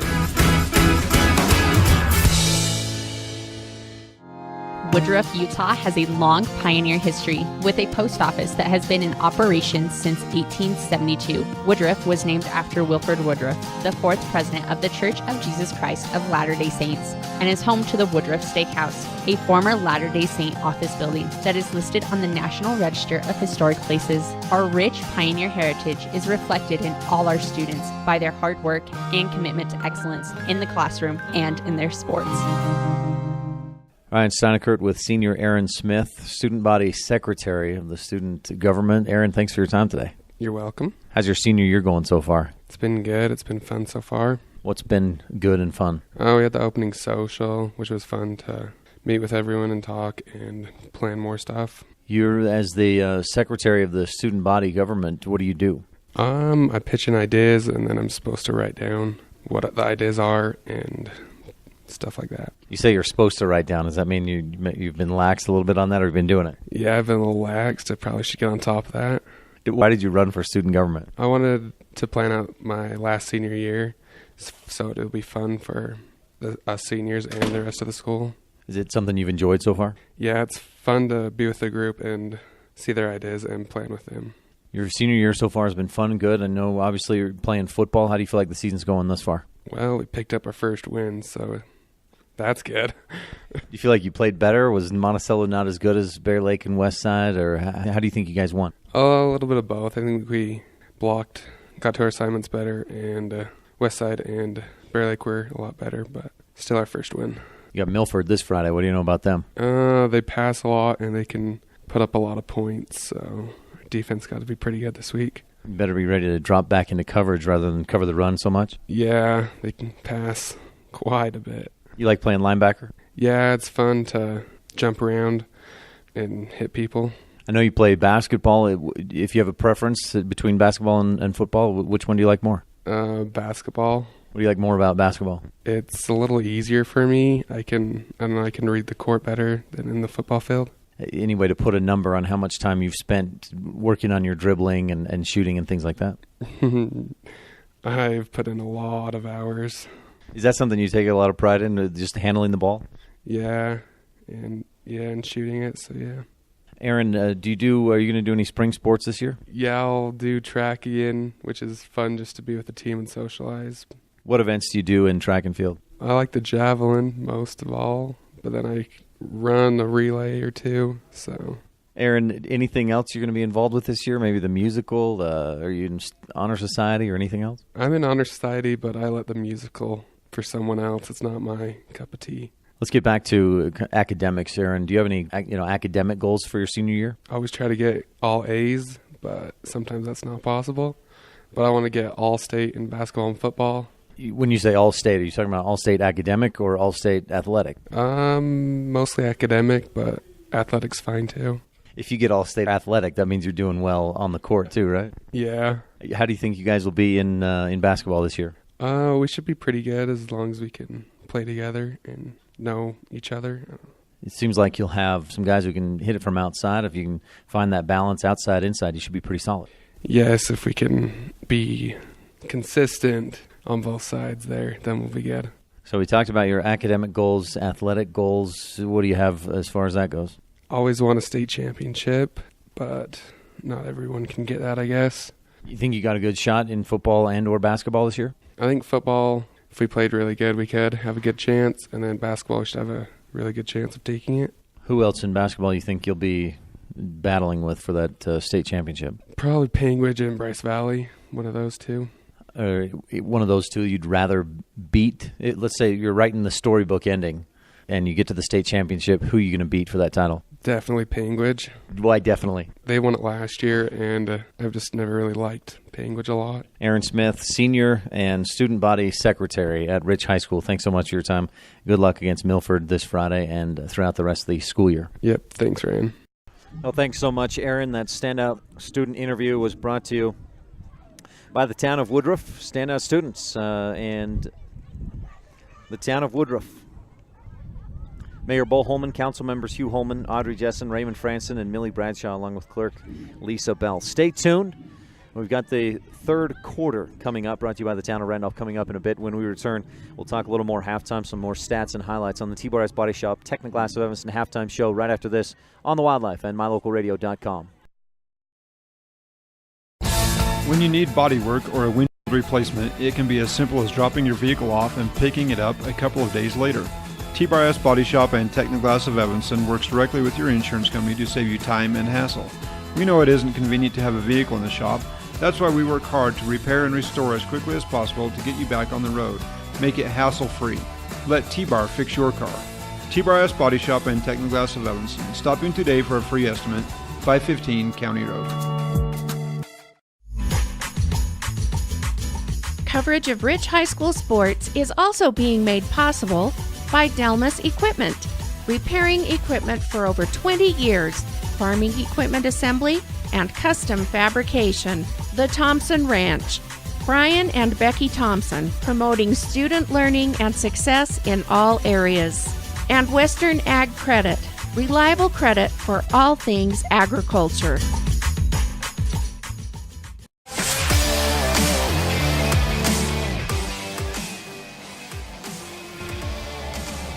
Well, the Rebels trailing 14-0 on the Stacy's Repair scoreboard. For the most part, you got to be feeling pretty good about where you're at. Now, obviously, there's some things to improve on. The Rebels had a chance to score and didn't punch it in. And meanwhile, the Tigers have scored twice, but this is a Tigers team that averages 52 points per game. Now, if you do the math by half and half, that would be 26 points or about 26 points per half. So the Rebels have cut Milford's scoring average in half, but still, Rebels have not put any points on the board yet and trail 14-0 on that Stacy's Repair scoreboard, which a couple of Milford students are generously blocking for us here. That's why if you're watching online at mylocalradio.com, it was black. Now he's out of the way. Now he's going to get back in the way. I was hoping he could hear me, but he's not listening. Rebels had some opportunities, in fact, one real good opportunity to score as they drove from their own 30-yard line. They went 10 plays, got down inside the 1. They had I think it was a second and goal at the 1, got down to the 6-inch line before a false start pushed them back. Rich with 3 penalties in that first half for 30 yards, and really one of those was pass interference that probably was about a 50-yard penalty because Cameron Calder caught the ball over Stetson Wright, and the officials called an offensive pass interference that brought that play back. And Milford with 2 penalties, 24 yards. One of those was a hold, a block in the back, and went for 9 yards back, so that's why the funny number, 24 yards. But Milford, again, they're getting it done through the air. Bryson Barnes has not been real efficient, just 5 of 15, but when he's completed passes, they've been big. 54 yards and a score, 31 yards, 15 yards. That 31-yard score set up, or that 31-yard pass set up a score. 15, 13, and 20 yards are his completions. He has thrown 1 interception. That was to Kaysen Trineri of the Rich Rebels, stationed in Randolph, turnover. Rebels in the second half have got to get the running game going better. They had just 50 yards rushing in that first half. And when we look back at this season so far, Rich had just 93 rushing yards against Bear Lake. And that one, obviously, they were shut out in the game. They had 203 rushing yards against Westside, but they allowed far too many other things to happen. And then last week in the win, 250 yards against Monticello.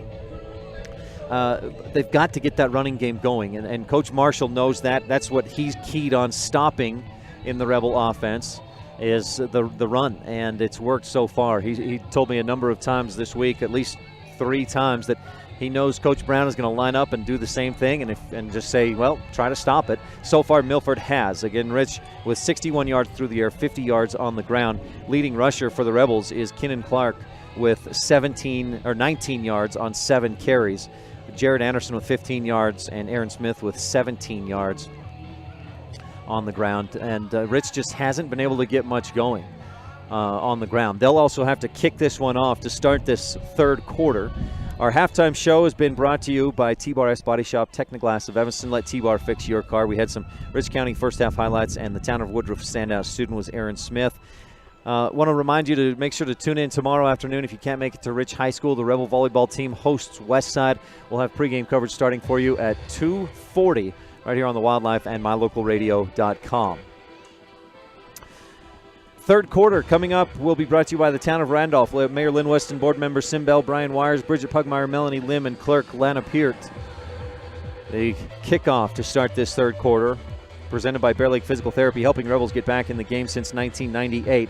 Let's take a quick moment, since we have a second here, to just take a quick look at the Bear Lake Realty fan cam. Our camera tonight brought to you by Bear Lake Realty. Visit bearlakerealty.com. It's operated by my good buddy Dylan Negus, one of the Rebel football team managers. Doing a great job tonight on the camera as the Rebels get set to kick this one off. We'll get back to the action in the Bear Lake Physical Therapy kickoff. Porter Weston, a low line drive kick. Stetson Wright picks it up off a low bounce at the 8. To the 10, to the 20. Slides as he tries to cut and goes down at the 18. Nope, the 23. I mistook. There's no numbers painted on the field. Not that that's an excuse for me, but makes it a little more difficult to find the yard lines. And also, the funny thing, the press box is not at midfield. I'm on the far left side of the press box looking out at the 27-yard line. So it's a little bit off-center press box. 1st and 10 for the Tigers, starting from their own 18-yard line. Barnes under center, Neto behind him about 7 yards back. Turn and give to Neto, right side, breaks one tackle, breaks another, up ahead across the 25 to the 30, finally brought down there at the 30. And Ty Neto with a nice gain. I said 30. That is the 30. They started at their own 23. He's out to the 30. I'll get this straight before the night ends, I promise. That was a 7-yard gain for Neto. Barnes in the shotgun brings a man in motion, a false start, and this time they do get whistled for it. Jumping early was Cole Wilson. That'll be a 5-yard penalty. Back to the 25. They had brought Stetson Wright in motion, and the intent was to give to him. Number 24. A false start. Third penalty of the night against the Tigers. That pushes them back to their own 25. 2nd down and 8. Maybe 9. Barnes fakes the pitch, fakes the handoff, rolls to his left, throws. He's got Stetson Wright in and out of his hands. Incomplete, and Stetson Wright having a hard time holding on to the ball tonight. He's had a couple on that very same play. He had one earlier that he just let slip through. He was hit by Trineri right after he didn't make the catch, and then the ball popped out. So the Rebels catch a break there on the dropped pass. And that brings up a 3rd down and 9. Make it 3rd down and 8. They need the 38-yard line. Milford with the ball right in the middle of the field, attacking right to left if you're watching online at mylocalradio.com. Barnes in the shotgun, steps back, looks to throw deep down the left sideline. Caught, no! In and out of the hands of his intended receiver, Colton Pomeranke. He was trying the basket catch, and it looked like a BYU wide receiver there. Just let it go in and out of his hands. Incomplete, and the Rebels catch 2 breaks with 2 incompletions to set up a 4th and long for the Tigers. Kinnan Clark will drop back to receive the punt. Makes me wonder, is something wrong with Jordan Cook? Haven't seen him. Not here today. Nice spiral punt. Clark calls for the fair catch and makes it. He had some room, but he did the safe thing, caught it at the 40.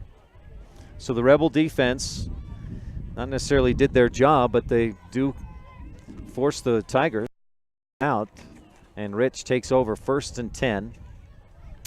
We're just underway in the Town of Randolph third quarter. Evanston struggling tonight against Star Valley. Last I knew it was 42-0. Star Valley with the lead. Rebels from their own 40.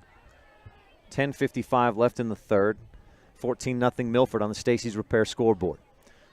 Anderson under center takes the snap up the middle. Kinnan Clark with some room to run, cuts back, and he might be gone. He's at the 30. One man to beat is Stetson Wright. He can't quite get by him. Tripped up and brought down at the 15-yard line. And this time, finally, the Rebels get a big gain, and there's no flags on the field. So Kinnan Clark from the 40, or is there a flag? It would be fitting. It looks like they're going to bring it back. Yeah, there is a penalty on the play. I spoke too soon. There has to be. That's the way this game has gone. Every time the Rebels get a big play, there's a penalty.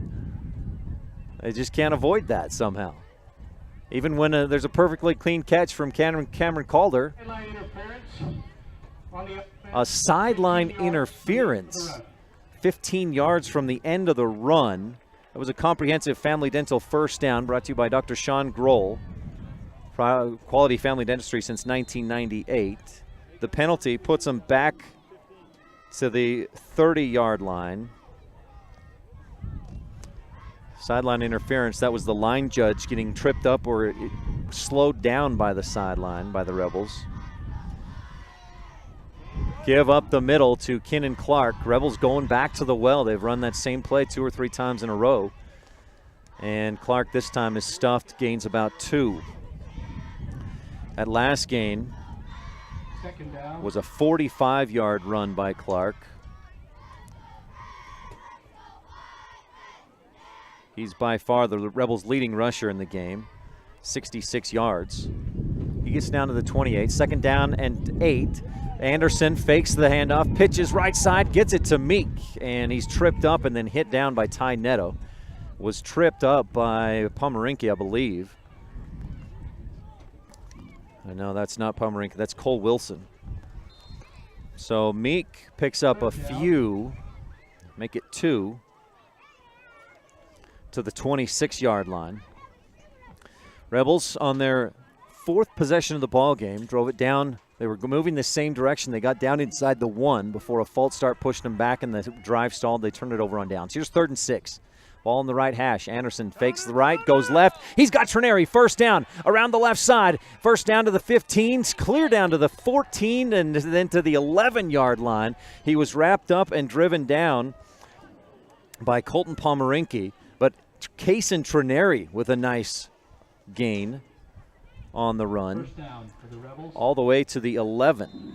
Rich needed 6, and they get 15 out of Kason Trineri. That's Kason's first carry of the season. 1st and 10 at the 11. Give up the middle. Clark tripped up, and his knee goes down late. He's able to give a second effort and lunge forward for a gain of a couple, maybe 3, down near the 8. Bring up second down. No, they spot it at the 9. 2 yards.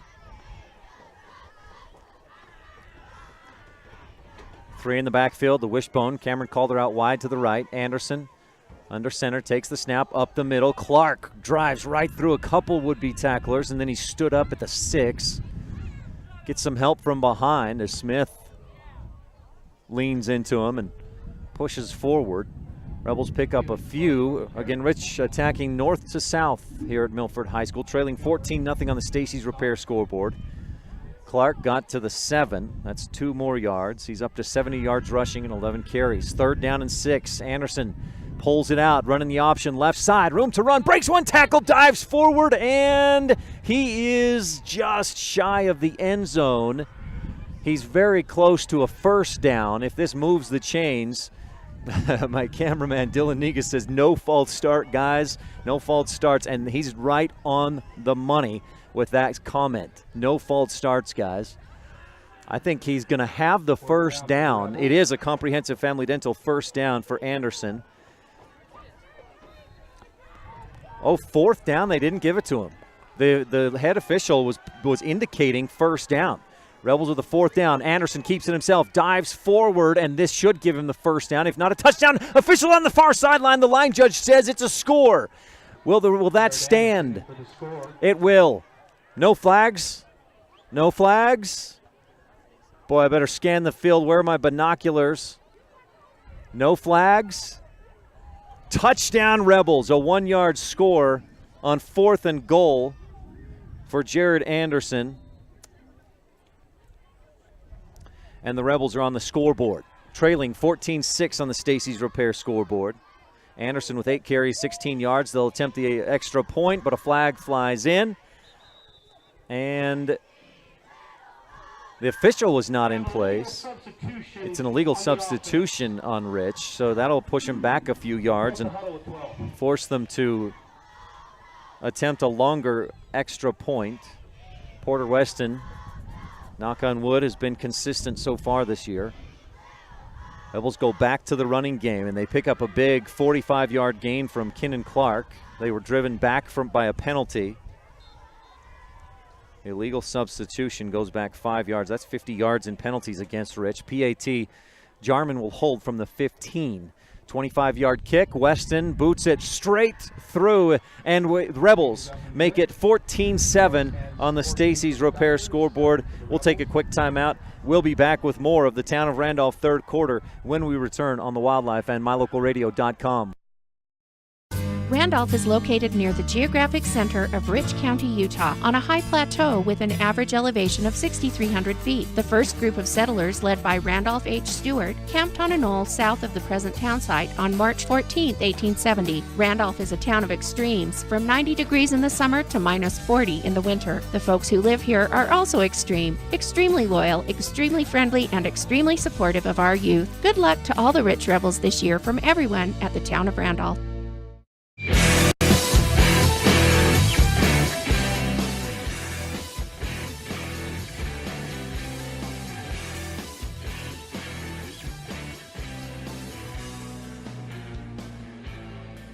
Rebels go 60 yards in 8 plays, and on a 4th and 1, Anderson keeps it and drives it into the end zone for the score. Rich, a penalty on the extra point attempt. They have to kick it from deep, but Weston just boots it through.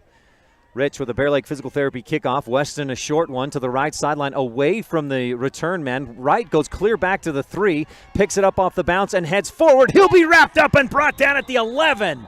Nowhere to go. Colton Meek gets back there, and Stetson Wright stuffed on the kick return. Milford will start deep in their own territory, starting to feel some momentum shift. If the Rebels can get a defensive stop here, a 3 and out, and have good field position, you'll feel more of that shift, and Rich could be in some pretty good shape. But the last time Milford had the ball, what stopped them offensively was dropped passes, 2 dropped passes. Barnes in the shotgun. It's a pistol with Stetson Wright behind, or with Neto behind him. He turns and gives to Wright just off the left side, wrapped up at the 15, and then slowed and hit to the ground at the 16. I think it was Jarman who wrapped him up initially. Neto gets out to the 16-yard line, a 4-yard gain. He's at 8 carries. 30 yards in the game. Leading rusher in the ball game now, Kinnan Clark, with 45-yard gain on that last drive, is at 11 carries for 70 yards. Again, the pistol with Barnes and Neto behind him. Trips to the left side. Barnes takes the snap, fakes the throw, rolls to his right, and he'll be brought down. Aaron Smith got into the backfield, and then 4 other Rebels joined him to sack Bryson Barnes clear back at the 5. That's a loss of 11 on the play. First sack of the ball game for either team, brings up a 3rd down and 17. The Tigers need their own 22 to move the chains. This is a big 3rd down here as the Rebels, especially with that sack now, are starting to gain some more momentum. Barnes in the shotgun, 2 men in the backfield with him. Neto on the left hip and Jackson on the right. Barnes steps back, looks to throw deep down the right sideline, and Cameron Calder picks it off! The deep throw, Calder picked it off right in front of the intended receiver, Colton Pomeranke. Pomeranke had a couple of steps on Calder, but the throw was a bit short. Second interception of the day for the Rebel defense. Kaysen Trineri had the first one, Calder with this one. It's a station in Randolph turnover here for your convenience needs. Cameron Calder had 2 interceptions last week against Monticello and picks up his first in this game. Rebels with a 1st and 10 at the Milford 30-yard line. 6:29 left in this third quarter. Rebels give it up the middle with nowhere to go. A false start on the Rebels. The whistles blew just as Rich took the snap. A 5-yard penalty pushes them back to the 35.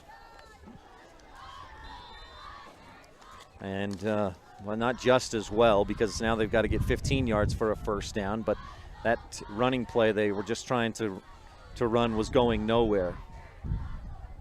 55 yards in penalties on 6 infractions against Rich. Anderson takes the snap, rolling to his right, throws a pick, an interception. He was rolling to his right, pressure came, he tried to get rid of it, and stepping in front for the INT is Cole Wilson. So just when things were turning for the Rebels, Cole Wilson turns it back the other way for the Tigers. Milford will take over.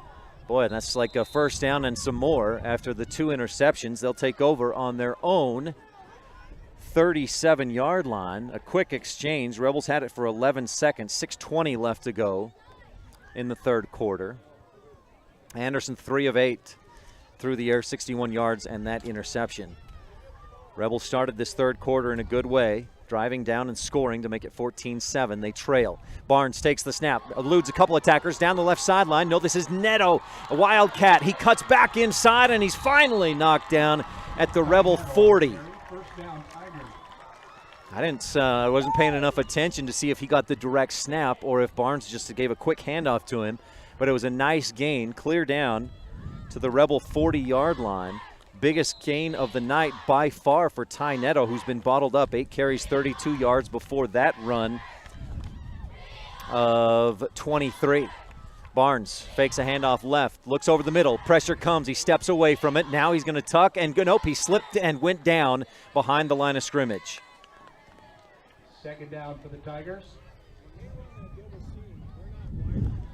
So Barnes, oh boy, I almost lost my stat sheet there in the wind. It's really picked up, and it's a cool wind. Barnes loses about 3.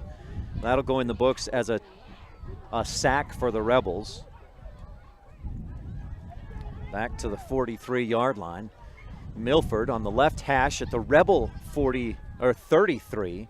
That was a 33-yard run for Neto on that last play. I've got my yard markers mixed up again. Barnes in the shotgun, takes the snap, looks left, looks right, and he'll be brought down. A coverage sack and into the backfield. Third down. The Rebels, was that Ander Rex? That was old Deeds in there. And the Rebel defense starting to come up with some big plays. That's a couple of sacks on the last few plays. That one goes clear back to the 43. A loss of 10 more yards. But now Bryson Barnes with more room to work, maybe. Third down and 16. He looks left, then goes back to his right with the throw, and nowhere to go. The Rebels with a swarming defense, and a catch was made, but it'll be a loss of a couple yards. And Milford's offense having all kinds of trouble now. Colton Pomeranke made the catch. He needed 7 yards to get to 100 yards receiving on the season. That one won't help. He'll go backwards 3. Barnes with the completion. He's now 6 of 19 for 130 yards. They go back to the 45 is where they'll spot it for a 4th and 20. And Milford will line up to punt this one away. Rebels with Clark and I believe Trineri back deep to receive. Nice high end-over-end punt. Trineri will field it at about the 10. Starts right, goes back left. Makes one man miss, makes another miss. Out to the 15, near the 20, almost to the 25-yard line. That was a nice little return by Case and Trineri, showing some good shiftiness. And Rich takes over fairly deep in their own territory, trailing 14-7. 3:51 left in the Town of Randolph third quarter. Rebels had interception by Cameron Calder a few minutes ago. They started a drive at the Milford 30, but then turned it over right back to Milford on an interception by Cole Wilson. Anderson turns, gives up the middle, and no room to run. Clark may have picked up a couple out near the 25. Rich starts this drive at their own 23. They do spot it at the 25. 2 yards on the carry. Boy, and this wind is really starting to wear on me, I'll be honest. Up top of the press box, so you may hear some little bit of wind gusting. My hands are starting to get cold. How about you, Dylan? Dylan Negus running my camera tonight. Our camera is brought to you by Bear Lake Realty. We'll have the Bear Lake Realty fan cam again before the game ends. Anderson under center, 2 in the backfield behind him, takes the snap and goes counter. They go left side, and it's a first down, or at least close to it, on the give to Kaysen Trenary. Trenary picked up 15 the last time Rich ran that play. This time he goes out near the 30. They'll spot it at the 32. So Trenary goes for 7, and it brings up a third and a long 1. We'll just call it 2. I formation behind Anderson, tight formation for the Rebels. Give up the gut, and Clark is stuffed. He spun, got away, and got very close to a first down. We may need to measure based on where I see the line judge coming in, but he's saying 4th down, and I think Rich will be just short. So Clark picks up 1. He needed 1.5. So Rich with a decision here, maybe not much of a decision with 2:06 left in the third. Don't want to put yourself in more of a hole. They'll take a timeout and talk about it. We'll take a quick timeout as well. 14-7, Milford on top on the Wildlife and mylocalradio.com. Randolph is located near the geographic center of Rich County, Utah, on a high plateau with an average elevation of 6,300 feet. The first group of settlers, led by Randolph H. Stewart, camped on a knoll south of the present town site on March 14, 1870. Randolph is a town of extremes, from 90 degrees in the summer to minus 40 in the winter. The folks who live here are also extreme, extremely loyal, extremely friendly, and extremely supportive of our youth. Good luck to all the Rich Rebels this year from everyone at the town of Randolph.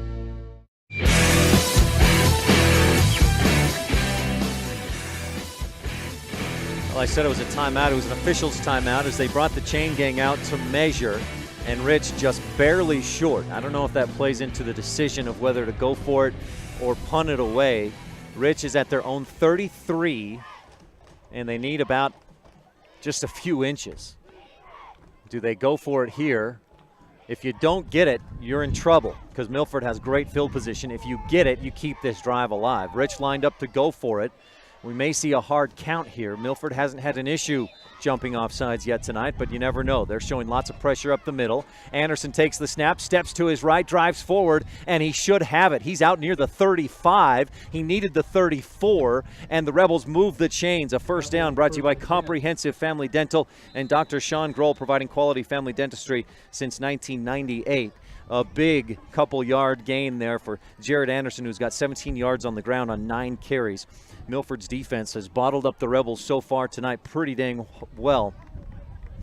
Rich has had 2 drives that got inside the blue zone. One ended in a turnover on downs. The last time they got in there, Jared Anderson punched it in for the score. Anderson pitches left side to Clark. Room to run. He breaks free of the first line of defense and picks up 8 or 9 yards off the left side near a first down. It'll be, I think, 2nd and short. Rebels starting to get some nice big Saby trucking offensive line holes. I don't know if Scott could maneuver a semi through that one, but it was certainly a good hole for the Rebels. That's another Comprehensive Family Dental first down out to the 45-yard line. 10 yards for Kenan Clark. He's up to 83 rushing yards in the game. Wishbone in the backfield. Anderson pitches again, same play to Clark. Left side, not as much of a gain this time, but he does pick up 2 or 3, maybe 4 out near the 50. The 45 out to the 40, let's see where they spot it. Yeah, the 49. That's a 4-yard gain. Trey Williamson with the stop for the Milford Tigers. Rich with a 2nd down and 6. Time running down in the town of Randolph, 3rd quarter. 14-7, Milford on top. Rich with the football, attacking left to right at mylocalradio.com. Anderson takes the snap, pitches right side. Clark breaks one tackle, has to cut. He slipped a little bit and then dove across midfield to the Milford 49-yard line. That's a short gain of 2, maybe 3. We'll see where they spot it. They put it right at the 49. So that was 2 yards. And that puts Clark 16 carries, 89 yards in the game. And that takes us to the end of the 3rd quarter, brought to you by the town of Randolph. Mayor Lynn Weston, board member Sim Bell, Brian Wires, Bridget Pugmire, Melanie Lim, and clerk Lana Peart. 4th quarter coming up after this on the Wildlife and mylocalradio.com. If you're looking for live local sports, local news, weather, live classifieds, and free photo downloads, search no more. MyLocalRadio.com has what you want. Watch your teams live or browse the tens of thousands of photographs of Wyoming, Utah, and Idaho high school events, from speech and drama competitions, rodeo, an array of different athletics, activities, community events, and so much more. Visit MyLocalRadio.com today and find what you're looking for. The best family vacations create lifelong memories. The Wind River Hotel and Casino in Riverton, Wyoming offers a family dinosaur dig and vacation package that includes digging for fossils at the Wyoming Dinosaur Center, sack lunches, tours of the museum, and lovely clean rooms for a comfortable night's stay. With 3 restaurants to choose from, you and your family will have fun, eat well, and rest easy. Schedule your family dinosaur dig at the Wind River Hotel and Casino in Riverton, Wyoming today. Call 866-657-1604.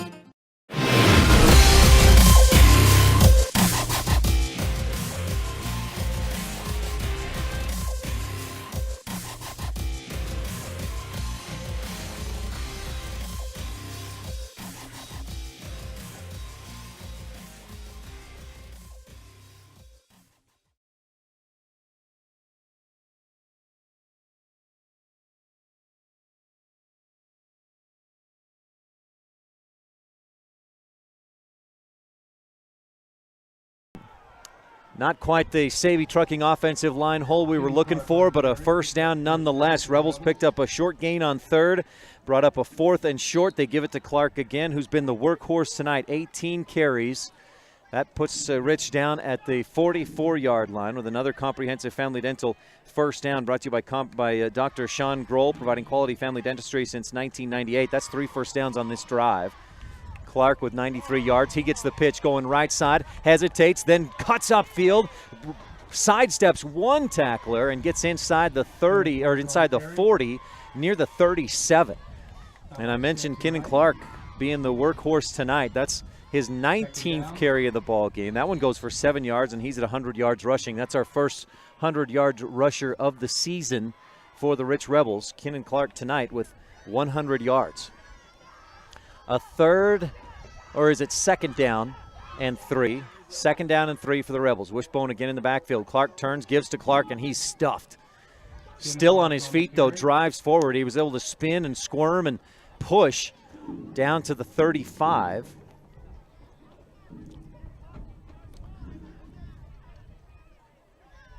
And 2-yard gain. Let's see where they end up spotting that. Just inside the 35. Count that for 2 yards. And it's 3rd and 1. 3rd and short for Rich. Tight formation with Calder out wide right. Anderson keeps this himself. He's got the first down and a little more. And this is Rich Rebel power football. Anderson down to the 31. Oh, that was Nick. Thank you. Nick Jarman in at quarterback there. I'm paying so much attention to where the football is at. Jarman goes from the 35 down to the 32. Jarman with his first carry of the day picks up 3. Anderson back under center for Rich. He'll take the snap, pitch left side. Clark, no room to run. There was a big Savvy Trucking offensive line hole, but it was filled in a hurry, and a big hit. Great form tackle by, I think, Ty Netto. And Clark stuffed. He did pick up 1 on the carry. Up to 103. Rebels down 14-7 with time running down in the Bear Lake Realty 4th quarter. Gary and Amber McKee in Garden City invite you to visit bearlakerealty.com. Clark gets to the 31 on that short gain.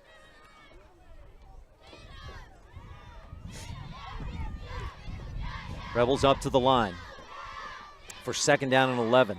Reagan Huffner wide left, and Rich calls for a timeout. 8:57 left to go in this ball game. Rebels down 14-7 to the 3-0 Milford Tigers. We'll take a quick timeout as well.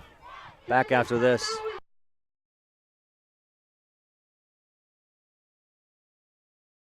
This is Rich Rebel Senior, Cameron Calder. Thanks for tuning in to Rich High School Football on Rebel Radio, KADQ FM 98.3, and online at mylocalradio.com. When you're buying and selling real estate, you want to work with an agent that knows the area and understands property values. You want to work with an agent that listens to what you're looking for and knows how to find it for you. And it's important to know all of your options. That's why it's smart to work with the best. Gary McKee and the agents at Bear Lake Realty in Garden City, Utah, helping folks buy and sell real estate for over 25 years. When you work with Bear Lake Realty, you're working with the best. Visit BearLakeRealty.com today.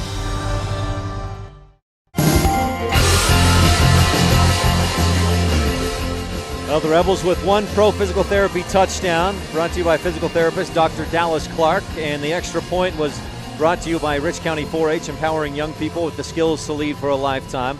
Our camera is brought to you by Bear Lake Realty, and Rich looking to punch one in here, or keep this drive going. Has a 2nd down and 9. Anderson takes the snap, gives up the middle on the option, and nowhere to go on the dive play. I think it was Aaron Smith with a short gain. Aaron, that's his 7th carry for 18 yards in this game. Rich with a hurry-up, no huddle offense for a 3rd and 8. Anderson under center, takes the snap, rolls to his right, looking to throw. He's got his man, throw on the sideline, caught! Did he hold on to it? Yes, he did. Cameron Calder, I believe, or no, Reagan Huffner on the catch. And that is Reagan Huffner's first reception of the season. And that's a big one. It moves the chains. A comprehensive family dental 1st down. Anderson 4 of 9, and that one was about, that takes him right down to the 20, so that's a 10-yard gain. Anderson takes the snap and gives up the middle. Not much room to run. Trying to bounce it out to the right side was Clark. And a short gain. Trey Williamson stops him. A 2-yard gain for Clark. He's at 105 yards in the game. I've got to adapt my stat sheet to fit all these carries for Clark. Down to the 18-yard line. Time continues to tick away. Under 8 minutes to go in the Bear Lake Realty 4th quarter. Rebels down 14-7 on the Stacey's Repair scoreboard. Anderson fakes the snap, fakes the handoff left side, running the option, cuts upfield. He's got a little bit of room to the 15, hit from behind down to the 10. He'll be close to a 1st down. And a nice run on the option by Jared Anderson. Rebels getting much better blocking from that offensive line. Not a Savvy Trucking offensive line hole. It wasn't quite that big, but it was enough for the 1st down. Down to the 10. Did they spot it right on the 10, Dylan? 8 yards for Anderson. Moves the chains, a comprehensive family dental 1st down. That's the, I believe, 5th of this drive. 25 yards rushing for Anderson. Move the chains, take a timeout. Milford, we'll take a quick one, too, and be back after this. This is Rich Rebel Senior Porter Weston with live coverage of the Rich High football on Rebel Radio, KADQ FM 98.3, and online at mylocalradio.com. It's the September Sellathon going on now at Auto Farm Castle Rock Chevrolet. The time to buy is now. How about over $12,000 off a 2017 Silverado, or 0% financing for 72 months, or up to $3,500 in customer cash? Receive up to 20% off select models at the guaranteed lowest prices. It's the September Sellathon going on now at Auto Farm Chevrolet. Find new roads. Auto Farm Castle Rock Chevrolet. We're a different kind of dealer.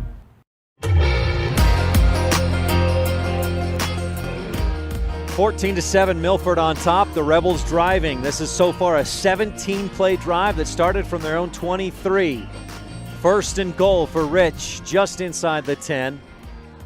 7:25 left in the ball game. Bear Lake Realty 4th quarter. Anderson under center. One wide receiver way out wide to the right. Pitch to Clark on the right side. Nowhere to go. He's wrapped up and brought down back at the 15. Great penetration into the backfield by the Milford defense. And Clark loses a few. 2nd down, goal.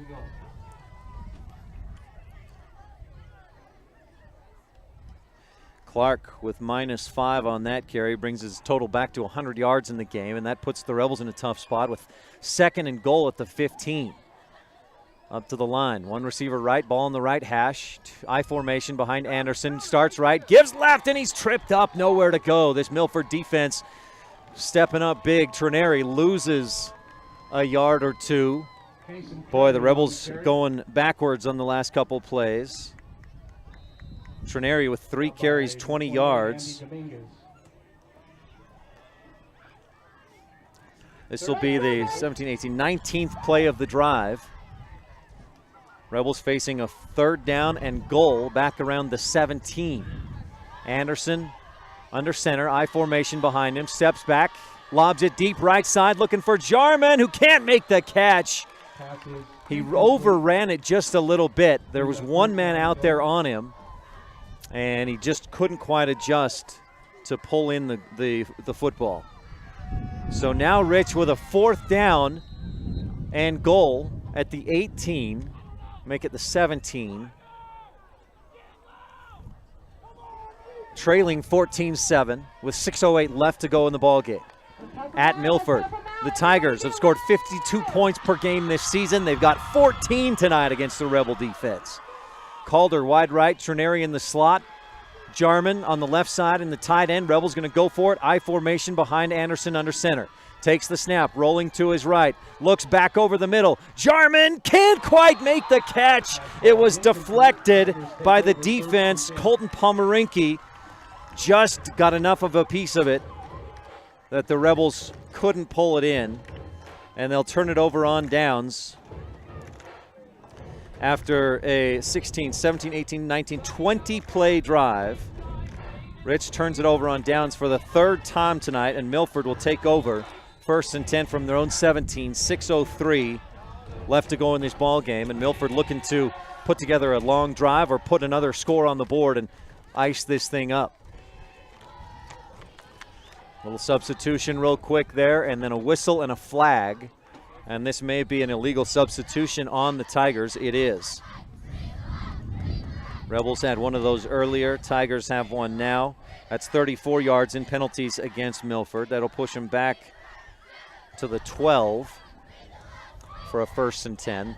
They'll just look to the sideline. Everybody looks over, and then they jump right up to the line of scrimmage. Pistol formation with an extra man in the backfield. Barnes takes the snap, gives to Meadow up the middle, and Neto, with not much room to run, may have gotten out to the 15-yard line. He picked up 2 or 3.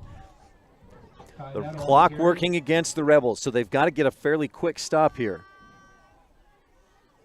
We have 2nd down for the Tigers. Neto picks up about 3. He's at 66 yards rushing in the game. Out to the 15-yard line. 2nd down and 12 for the Tigers. 5.5 left to go in the Bear Lake Realty 4th quarter. Neto way back there, about 7 yards deep. Barnes turns, hands it to him, going right side and nowhere to go. The Rebel defense gets in there, making sure there's no, whatever the equivalent to the Saby Trucking offensive line hole would be for Milford. There wasn't on that running play. Rebels take a timeout to stop the clock at 5:15. We'll take a quick timeout as well and be back on the Wildlife and MyLocalRadio.com. Your vehicle represents one of the major investments you'll make in your lifetime. If you have an accident, large or small, take care of your investment with a professional team that understands the value of your vehicle. T-Bar-S Body Shop and Technoglass of Evanston has been repairing and restoring vehicles to just like new condition for over 7 years. Don't trust your investment to just anyone. Let T-Bar fix your car. T-Bar-S Body Shop and Technoglass of Evanston. Stop in today for a free estimate. 515 County Road.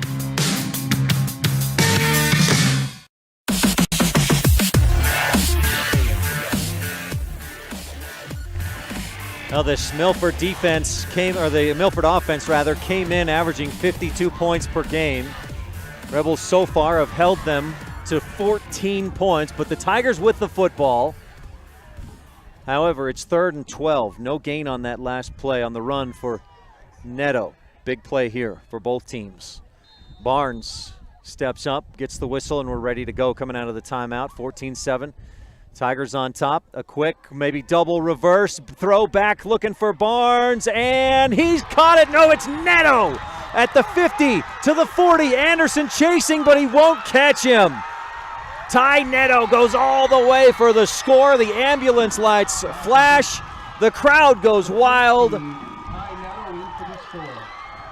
And the Tigers increase their lead to 2 scores. Colton Pomeranke. Was that Pomeranke on the throw? Oh, man. Ty Neto on the reception. That's an 85-yard touchdown catch and run. May break the back of the Rebels with 5 minutes left to go in this ball game. Milford will attempt the extra point. The line judges couldn't catch up. They just got underneath those uprights. Montoya kicks, and it is good. So just when the Rebels thought they had the Tigers stopped, Milford goes a double reverse throw to Ty Netto, who came out of the backfield. Who made that throw? Who passed the ball? Oh, that was Barnes. So it was Barnes on the throw. He's now 7 of 20 for 215 yards, 2 touchdowns, 2 picks.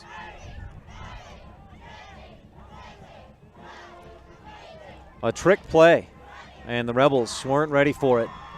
Barnes just got that throw over the outstretched hands of Jared Anderson back in coverage, and it was right in stride for Ty Netto. So Rich will take over with 5 minutes left to go, needing to put together a drive and punch it in. Rich has had 2 drives, turnover on downs inside the blue zone. Montoya boots this one deep and short.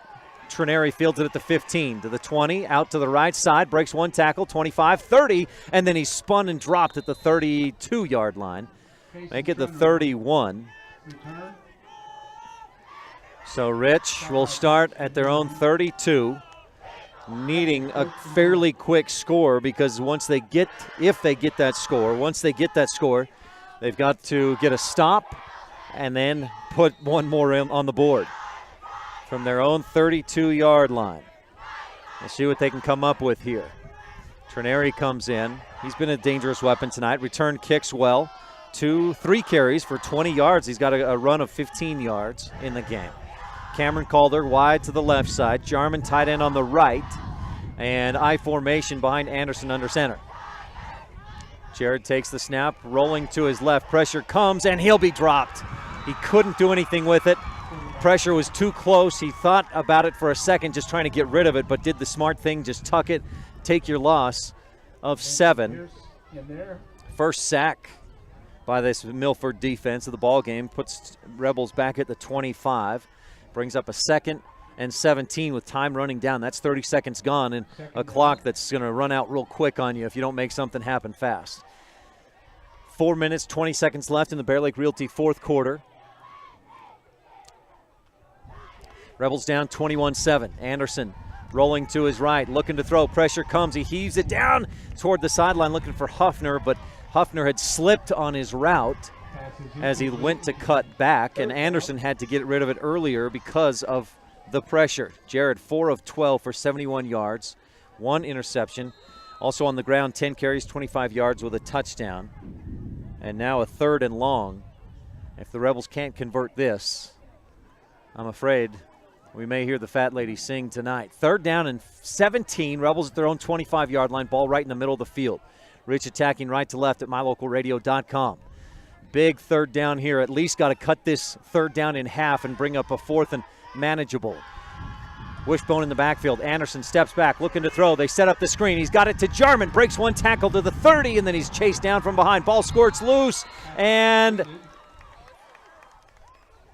the Rebels come up with the loose ball. It was Trey Sidaway who fell on the football out at the 28-yard line. So the screen goes for just 3 yards. Jarman's first reception of the game after 2 receptions last week for 40 yards. This first reception today goes for just 3. 4th down and 13. Rebels lined up to punt this one away. They're going to have a hard count, maybe a fake. Jarman punts it away. And it's a nice punt, takes a great Rebel bounce. And you're between a rock and a hard place there, because with 3:18 left to go, you punt it away. Now you probably don't have time to get a takeaway or force a punt. put together a drive and score, and then another takeaway, maybe an onside kick, and then drive and score.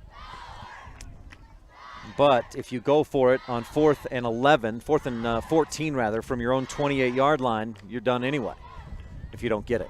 Barnes under center. Takes the snap, turns, gives to Neto up the middle. He's got some room to run. Bounces outside, gets a big block out across the 50, or right near the 45 rather, of Milford. A nice big gain for Ty Neto. They started from about their own 28. Neto all the way out to the 45. 17 yards. That's brings his total up to 83 yards on 12 carries. But most of those have come on that carry and then a 33-yard run earlier in the third quarter. Bear Lake Realty fourth quarter winding down. Under 3 minutes to go. A first down for the Tigers. Barnes in the pistol. Stetson Wright in motion. Give a quick handoff to him, and Kinnan Clark smashes him into the ground. Stetson Wright with nowhere to go. May have felt like a bronc rider hitting the dirt with that hit from Kinnan Clark, and the Rebels take a timeout. We'll take a quick one as well. 21-7, Tigers on top in the Bear Lake Realty fourth quarter. This is Rich Rebel Senior Porter Weston with live coverage of the Rich High football on Rebel Radio, KADQ FM 98.3, and online at mylocalradio.com. Vehicle represents one of the major investments you'll make in your lifetime. If you have an accident, large or small, take care of your investment with a professional team that understands the value of your vehicle. T-Bar S Body Shop in Technoglass of Evanston has been repairing and restoring vehicles to just like new condition for over 7 years. Don't trust your investment to just anyone. Let T-Bar fix your car. T-Bar S Body Shop in Technoglass of Evanston. Stop in today for a free estimate. 515 County Road.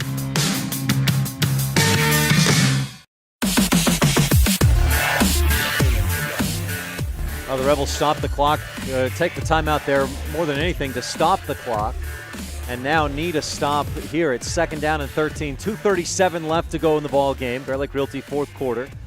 And Barnes takes the snap, turns and gives to Neto. He's wrapped up, breaks a tackle, wrapped up again, breaks another. Rebels trying to strip, but they can't get it away. Neto so strong, keeps two hands on the ball, and Rich trying to strip, couldn't quite get it away. Neto ends up picking up a few yards, a player down, and just a little slow to get up as the pile moved away. Neto gains out to the 47-yard line, so that's a 6-yard gain. He's got 89 yards on 13 carries. That's well below his average of 8 yards per carry. What's 89? 90 divided by 13. Well, that's still about 6 or 7 yards. It's pretty good. Barnes under center for 3rd and 8. Rolls to his right, throws. He's got Davis, Jackson Davis down the sideline, gets a big block. First down and more. Finally brought down by Anderson at about the 31 of Rich. What a nice block down the sideline, and a couple high fives for Cole Wilson, who made that block to spring Jackson forward to the Rebel 31. And Jackson Davis, with his second reception of the day, goes from his own 47 to the 31. That's 22 yards. Student section for the Milford Tigers has started to shout, "I believe that we will win," and they're close to it. Barnes fakes the handoff, keeps it himself up the middle. He's hit, breaks a tackle, and then drugged down at about the 20-yard line. That'll be close to, if not another first down. Picks up a first down for the Tigers. It is a first down. I've got Bryson Barnes with 8 of 21, 237 yards through the air. That run puts him at 59 yards rushing on 6 carries. To the Rebel 20 and a first down for the Tigers. Third first down of this drive. Rebels' last drive. Before that punt, they got all the way down. It was a 20-play drive, turned it over on downs at the 17. They've also turned it over on downs once inside the 10. Victory formation for the Tigers with under a minute to go. Barnes takes a knee, and I think they'll need to do that one more time to wrap up this win. This by far, not even close, no comparison, the closest game that Milford has had this season. They beat Gunnison in a total blowout. and then even more of a blowout. They beat White Pines, Nevada, and then last week or 2 weeks ago, topped Layton Christian 42-0. Rebels hold Milford to 30 points less than their points per game season average, but the Tigers still win. One more knee for for Bryson Barnes, and the Tigers win with 10 seconds left to go. We count down on the Bear Lake Realty fourth quarter. 21-7 will be your final score.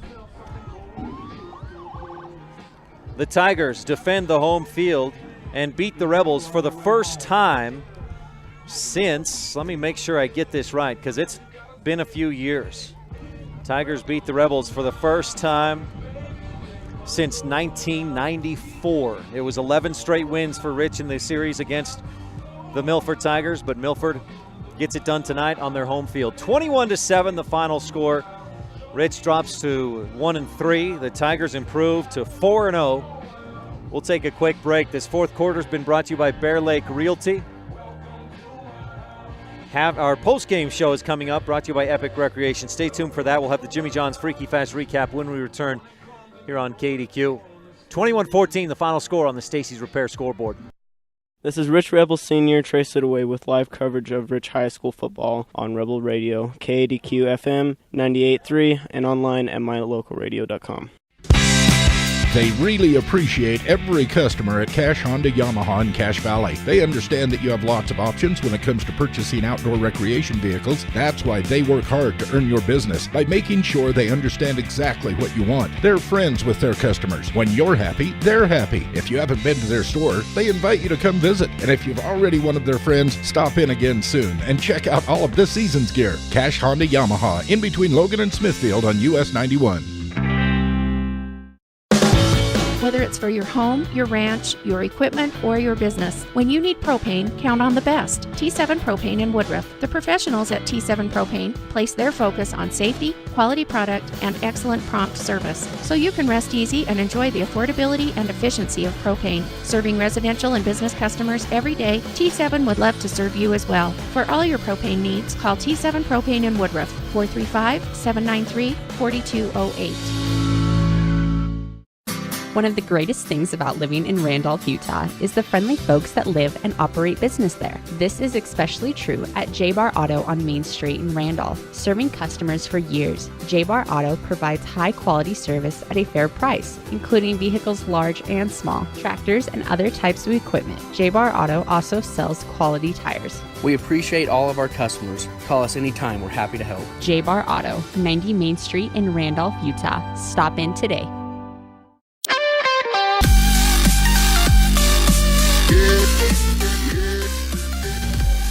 Welcome to the post-game show brought to you by Epic Recreation in Bear Lake. Visit epicrecreation.net to find all your recreation rentals in Bear Lake. Winter, summer, spring, fall, trail riding, whatever it may be that you're looking for. If you need rentals, visit epicrecreation.net or find us on Facebook. Time for the Jimmy John's Freaky Fast recap.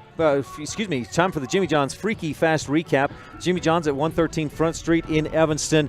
Friday night, the Rebels get back into the swing of football, and they play at Milford. The Tigers had been averaging 52 points per game, and the Rebels would hold them well below that 52 points. But would it be enough? Milford scored first. Bryson Barnes hit Cole Wilson for a 54-yard touchdown pass on their first possession, and that put Milford up 7-0. A couple possessions later, Milford would add to their lead as Bryson Barnes scored from 18 yards out on a run, and that made it 14-0. The Rebels' next possession, they drove all the way down inside the one. A false start pushed them back, and then they turned it over on downs. That happened twice. The Rebels turned it over on downs inside the Milford 20-yard line, and that was just too much for Rich to overcome. The Rebels scored once in the third quarter. They were within 14-7, and then, as I said, midway through the fourth quarter, they had it down inside. They got as close as the 10-yard line of Milford. It was first and goal at the 10, but they went the wrong direction, ended up turning it over on downs at the 17-yard line. Milford would add one more score on a double reverse, a pitch to Barnes. He throws it deep, 85 yards to Ty Neto, and Milford pads their lead to win 21-7. a final score. Milford improves to 4-0 on the season. The Rebels dip to 1-3, but a competitive game tonight and a fun one. But Milford wins 21-7 at Milford and on KADQ. That's your Jimmy John's Freaky Fast recap. Gourmet sandwiches fresh and fast every day at Jimmy John's, 113 Front Street in Evanston.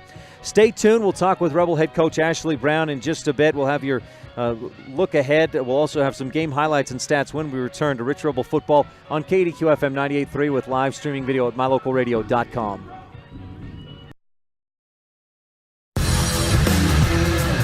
Make this winter epic when you rent from Epic Recreation in Garden City, Utah. We rent cabins, snowmobiles, snowcat razors, snow tire bicycles, snowshoes, and more. Thank goodness winter is long, because at Bear Lake, we make it epic. Call us today and book your epic adventure at Bear Lake. Recreation and lodging packages available year-round. Call Epic Recreation today or book online at epicrecreation.net. When you have dental care done, you let the dentist and the hygienists into your personal space. It's important that you and your family trust that your dentist will provide professional care in a comfortable atmosphere. Comprehensive Family Dental is a family-owned and operated business that understands how important this trust is. 2 locations make it convenient for you and your family when scheduling appointments. When it comes to your dental work, expect the best. Call Comprehensive Family Dental today at 435-793-2210.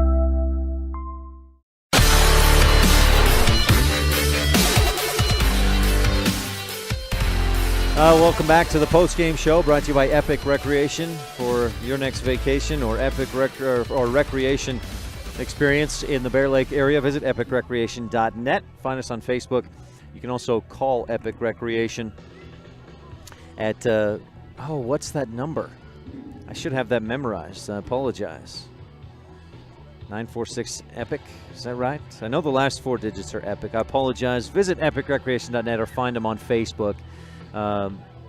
The Rebels tonight lose 21-7 on the Stacey's Repair scoreboard. A great effort by Rich. They had 2 drives. One, they turned it over on downs inside the 10. Another, they got to the 10 at a 1st and goal, but just couldn't convert. And that, you take those 2 drives. If Rich punches touchdowns, they earn pro physical therapy touchdowns on those 2 drives, it's a tie ball game. And obviously things would have turned out differently, as if Rich scores a couple times and has a lead, Milford plays a little differently than they ended up playing. But bottom line is the Rebels got down inside Milford territory, deep in the blue zone, and couldn't punch it in. And those 2 failed possessions, or 2 turnovers on downs, end up as looking like the big difference in this ball game, as Rich loses 21-7 on the Stacey's Repair scoreboard. Again, our post-game show is brought to you by Epic Recreation. Visit epicrecreation.net or find us on Facebook. And it's time for some highlights and stats here on the post-game show. I've got the Rebels finishing with 164 rushing yards, 100 of those from Kinnan Clark. He came alive in the second half and had a big 45-yard run that set up that first score for the Rebels in the third quarter, that first and only score, I guess.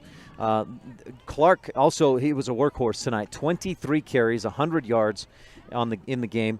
And Jared Anderson threw the air 5 of 13 for 74 yards, 1 interception. He also ran a touchdown in and had 25 yards rushing. Aaron Smith, 7 carries, 18 yards. And one other, Kaysen Trineri, 3 carries for 20 yards in the game. Rebels finished with 230 yards of offense. As for the Milford Tigers, boy, they had some good balance, and especially late when they needed to run some clock and keep the chains, keep moving those chains. Ty Neto had a big second half. The Rebels had bottled him up for 19 yards on 6 carries in the first half, but in the second half, he goes 7 carries for 70 yards, finishes 13 carries, 89 yards in the game. Bryson Barnes, probably the offensive player of the game. He threw 2 interceptions, but also threw 2 touchdowns. Just 8 of 21, so not great completion percentage, but he does pass for 237 yards, runs for 59 yards, and another score. He was a part of all 3 touchdowns that the Tigers scored tonight, threw 2 of them, and ran for the other. And he was a big part of what their team does. He's a sophomore, so the rest of the state can look forward to facing Bryson Barnes for the rest of this year and the next 2 years. Milford, a lot of yards, 213 through the air. The Rebels sacked Bryson Barnes 3 times for a loss of 24. So 213 passing yards for Milford tonight, 144 on the ground, 357 total yards. And if you ask Coach Brown, that's probably more than they wanted to give up. 21 points, I think, well within the realm of what Coach Brown would expect or hope to hold the Tigers to. But Rich just didn't quite do enough offensively. I think if you told Coach Brown that they were going to hold Milford to 21 points tonight, he just said, okay, good, that'll be fine. We got to score a few times too and try to match that. They just couldn't quite do it.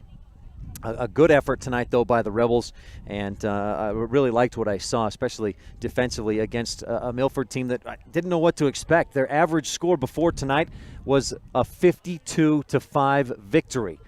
Those numbers will certainly drop. Milford improves to 4-0, and the Rebels with a much better performance against the Tigers than other teams so far this year. That also gives you a bright look forward as Rich will face Layton Christian later this season, and Layton Christian lost 42-0 against the Milford Tigers. Rich, though, next week will be in action against Parowan. That'll be at home Friday night back up in Randolph. These are your post-game highlights on the Epic Recreation post-game show. Stay tuned. We'll take one more quick break. I think Coach Brown is coming up to join me. Let me send him a quick message and see if he'll come up to chat. In the meantime, we'll have a quick message from our sponsors, and then we'll be back for the Rebel Sports Update. We'll hear from Chris Woods, music teacher at Rich High School and Middle School. That's coming up after this on the Wildlife and MyLocalRadio.com. In life, your integrity could also be considered your own personal brand. In ranching, the brand outlasts the rancher. As individuals, your character and your integrity also outlast your lifetime. At Reese Land and Livestock, the Rexes congratulate the Rich County School District students as they create personal integrity, their own individual brands, and wish you good luck in this year's academics and sports.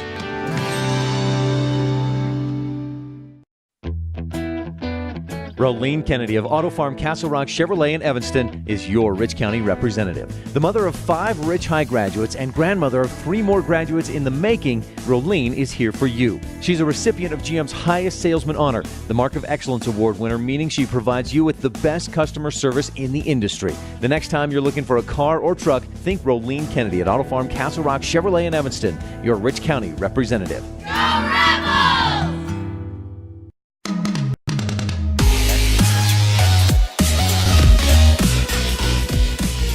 Welcome back to the Epic Recreation post-game show. Visit epicrecreation.net for rentals in Bear Lake.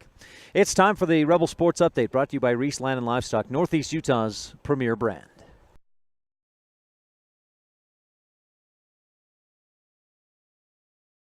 Ryan STEINECKERT with Rich School's music teacher Chris Woods. Chris, pleasure to talk to you today. Yeah, sure, Ryan, and happy new school year. How are things going this new school year for the music program? You know, we're going really busy, and I think that the pep band is going to be a challenge getting us all up and ready to go. I've got a lot of new kids who have never been in band before, and they're just learning to play instruments, and so I've got my work cut out for me with them. And then we're already planning our musical because I've got to get a bunch of costumes ordered. A lot to plan there, and I know you it's been like top secret, classified, triple sealed information as far as what the musical is until just a week or so ago. Yeah, a week ago I let the kids know that we were going to do Beauty and the Beast again, and I wasn't sure how that was going to go over with the community since Mr. Williamson did it about 10 years ago. But, after watching the movie over the summer, I've been thinking about it ever since, and just considering the talent I've got coming back in that senior class, I wanted to send them out the right way, and I think this is a great play for them. I imagine you're aware Evanston High School did Beauty and the Beast last year. Will you be able to borrow costumes or sets or anything from them for your show? I don't know. I'll have to reach out. I had no idea that they had done that, and so, yeah, thanks for the tip on that. I'll give them a call and find out. What about Beauty and the Beast? You said you saw the show or the movie this summer. What got you excited and just committed to doing it this year? I think it was just the music, the whole feeling I got from the show, the feeling of positivity. In our past show, we had to tweak it a little bit because there was a lot of content in there that just wasn't going to work for our stage.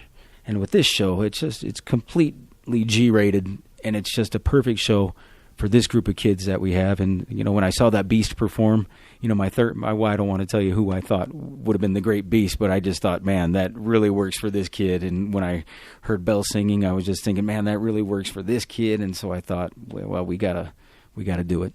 That has to be a fun thing for you, getting to know these kids better and who could fill what roles and that kind of stuff. Yeah, I'm in a really good position now. And Mr. Williamson told me that after a couple years, I would, I'd recognize, what kids I would have coming back and what their abilities are, and then I'd be able to choose shows based on, what their abilities are. And so, next year I've already got a plan for, the seniors coming back and what shows we could do for them. So it's a pretty good position to be in. Chris, when's the first music or choir? When's the first concert we can look forward to from the program? So the first choir concert will be at the end of this trimester. I haven't scheduled it yet, but we'll have the junior high and the high school combined. We're doing all Broadway songs, which we're pretty excited about. And these kids in the high school class, they're very excited about songs from Mamma Mia, so we're doing a couple of those. And a couple of them even asked if we could do Mamma Mia for the musical next year. And so I took a look at that, and I just, I think that one's a little too sexually charged, for my taste. And I just don't feel comfortable doing that, but I'm looking at some other ones. Chris, is there anything else we should touch on?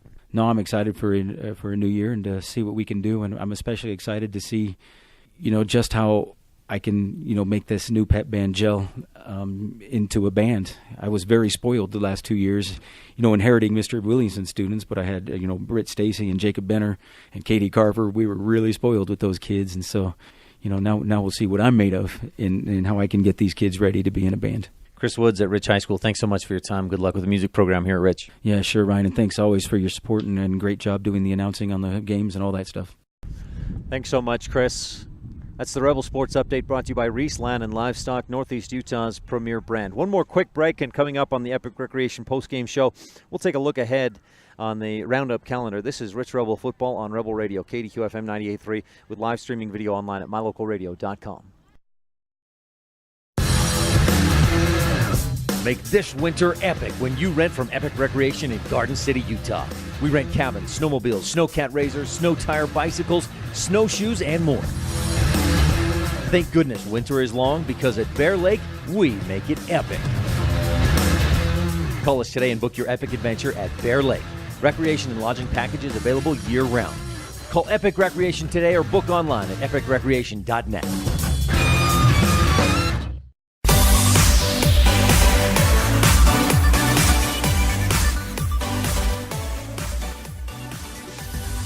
Back on the Epic Recreation post-game show, 21-7 the final score. Milford with the victory. They improved to 4-0 this season. Rebels at 1-3 with the road doesn't get much easier. Parowan, if you compare scores and look much into that, Milford beat Layton Christian last week 42-0. Parowan beat Layton Christian 46 or 48-0. So Parowan is no slouch. Rebels will have them at home next Friday night. We'll have the game right here on the Wildlife and mylocalradio.com. Speaking of other games to look forward to, that we'll get right back into action tomorrow. The Rebel volleyball team gets back on the field or back on the court tomorrow, hosting the Westside Pirates. And our freshmen start at 1 o'clock, JV at 2. And then our varsity pregame coverage starts at 2:40 tomorrow from Rich High School. Rebel freshman volleyball team will be in action tomorrow at the Evanston Freshman Tournament. Times and opponents are to be announced or to be determined. Rich Rodeo Club continues their weekend. They were at the Salina Rodeo today, I believe. Yeah, Salina Rodeo and the Sevier Rodeo in Salina. And they'll be in Mount Pleasant tomorrow for the Wasatch Academy Rodeo. Events begin tomorrow morning at 9 a.m. Also tomorrow, Middle School Royals volleyball team is at Kemmer with matches beginning at 9 a.m. And the Rich Middle School football team is hosting Mountain View at Rich Middle School with games beginning at 10 a.m. Quick update in case you're interested on the 8th and 7th grade football games. Was that yesterday as the Royals football team was in action at Kemmer, and the 8th grade team lost 14-12. It was a close one. They had the ball late, but couldn't make it happen. A holding penalty hurt the team, and they lost 14-12. The 7th grade team struggled, losing 30-0 on Thursday at Kemmerer. Now, looking ahead to next week real quick, there's individual football and volleyball pictures at Northridge Elementary and Rich Middle School on Tuesday. Also a board meeting at the district office Tuesday night at 6. Thursday, September 21st, Rich High School Senior Career Day at North Summit High School. That's in Colville all day long. And the Rich Middle School volleyball team, the Royals, host Kemmerer next Thursday, September 21st, beginning at 4 p.m. Then next Friday, it's the Rebel volleyball team versus Intermountain Christian. I think I need to update that. I think that's since been changed. Let me double check that Rebel volleyball schedule for next week. Yeah, no Intermountain Christian on Friday. The Rebel volleyball team gets back into action, hosting Tabiona Saturday. Rebel football team hosts Parowan on Friday night. So that's what we've got coming up next week in Rebel sports. That Intermountain Christian was originally scheduled for the 22nd, was moved to Friday the 29th at Intermountain Christian, and then hosting Intermountain Christian on Thursday, October 5th. So that's just looking ahead a little bit. I probably confused you more than anything else. Bottom line is our next Rebel broadcast will be tomorrow afternoon as the Rebel volleyball team hosts West Side. Our pregame starts at 2:40 right here on the Wildlife and mylocalradio.com. Well, I was hoping tonight would be a close game. It certainly was that. The Rebels kept Milford in check. 21 points on the board for the Tigers. That's well below their season average of 52 points per game, but Milford still comes away with the win. Rebels' offensive drives stalled once at the 1, turned it over on downs from the 4-yard line.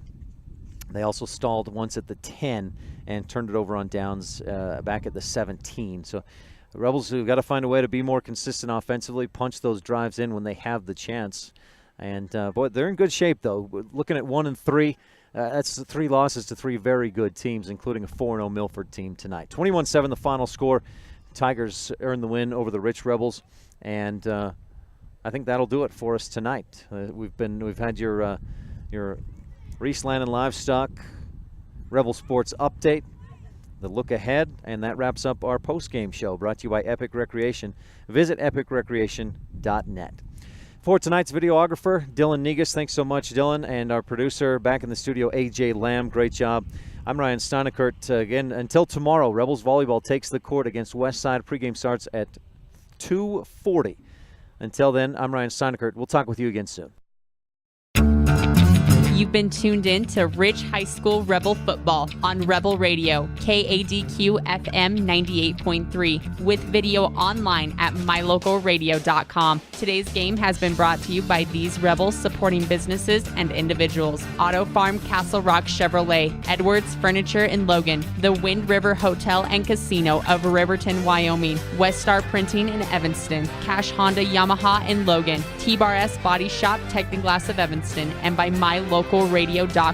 The proceeding has been a wholly owned production of Old West Media, no portion of which may be used or rebroadcast without the express written consent of the aforementioned rights holder. Our executive producer is Val Cook. We thank our office manager, Kayleen Anderson, and also our sales manager, Julie Burley, along with KNYN sports director, Jake Hibbert, chief photographer, Warren Cook, and production assistants, Kate Bullender and A.J. Lamb. Biggest thanks to all of our sponsors and to you for tuning in. We invite you to visit mylocalradio.com for archived games and past interviews with Rebel players and coaches. Thank you for joining us on this presentation of Rich Rebel Sports on KADQ FM 98.3 and online at mylocalradio.com. Until the next time the Rich High football team takes the field, go Rebels!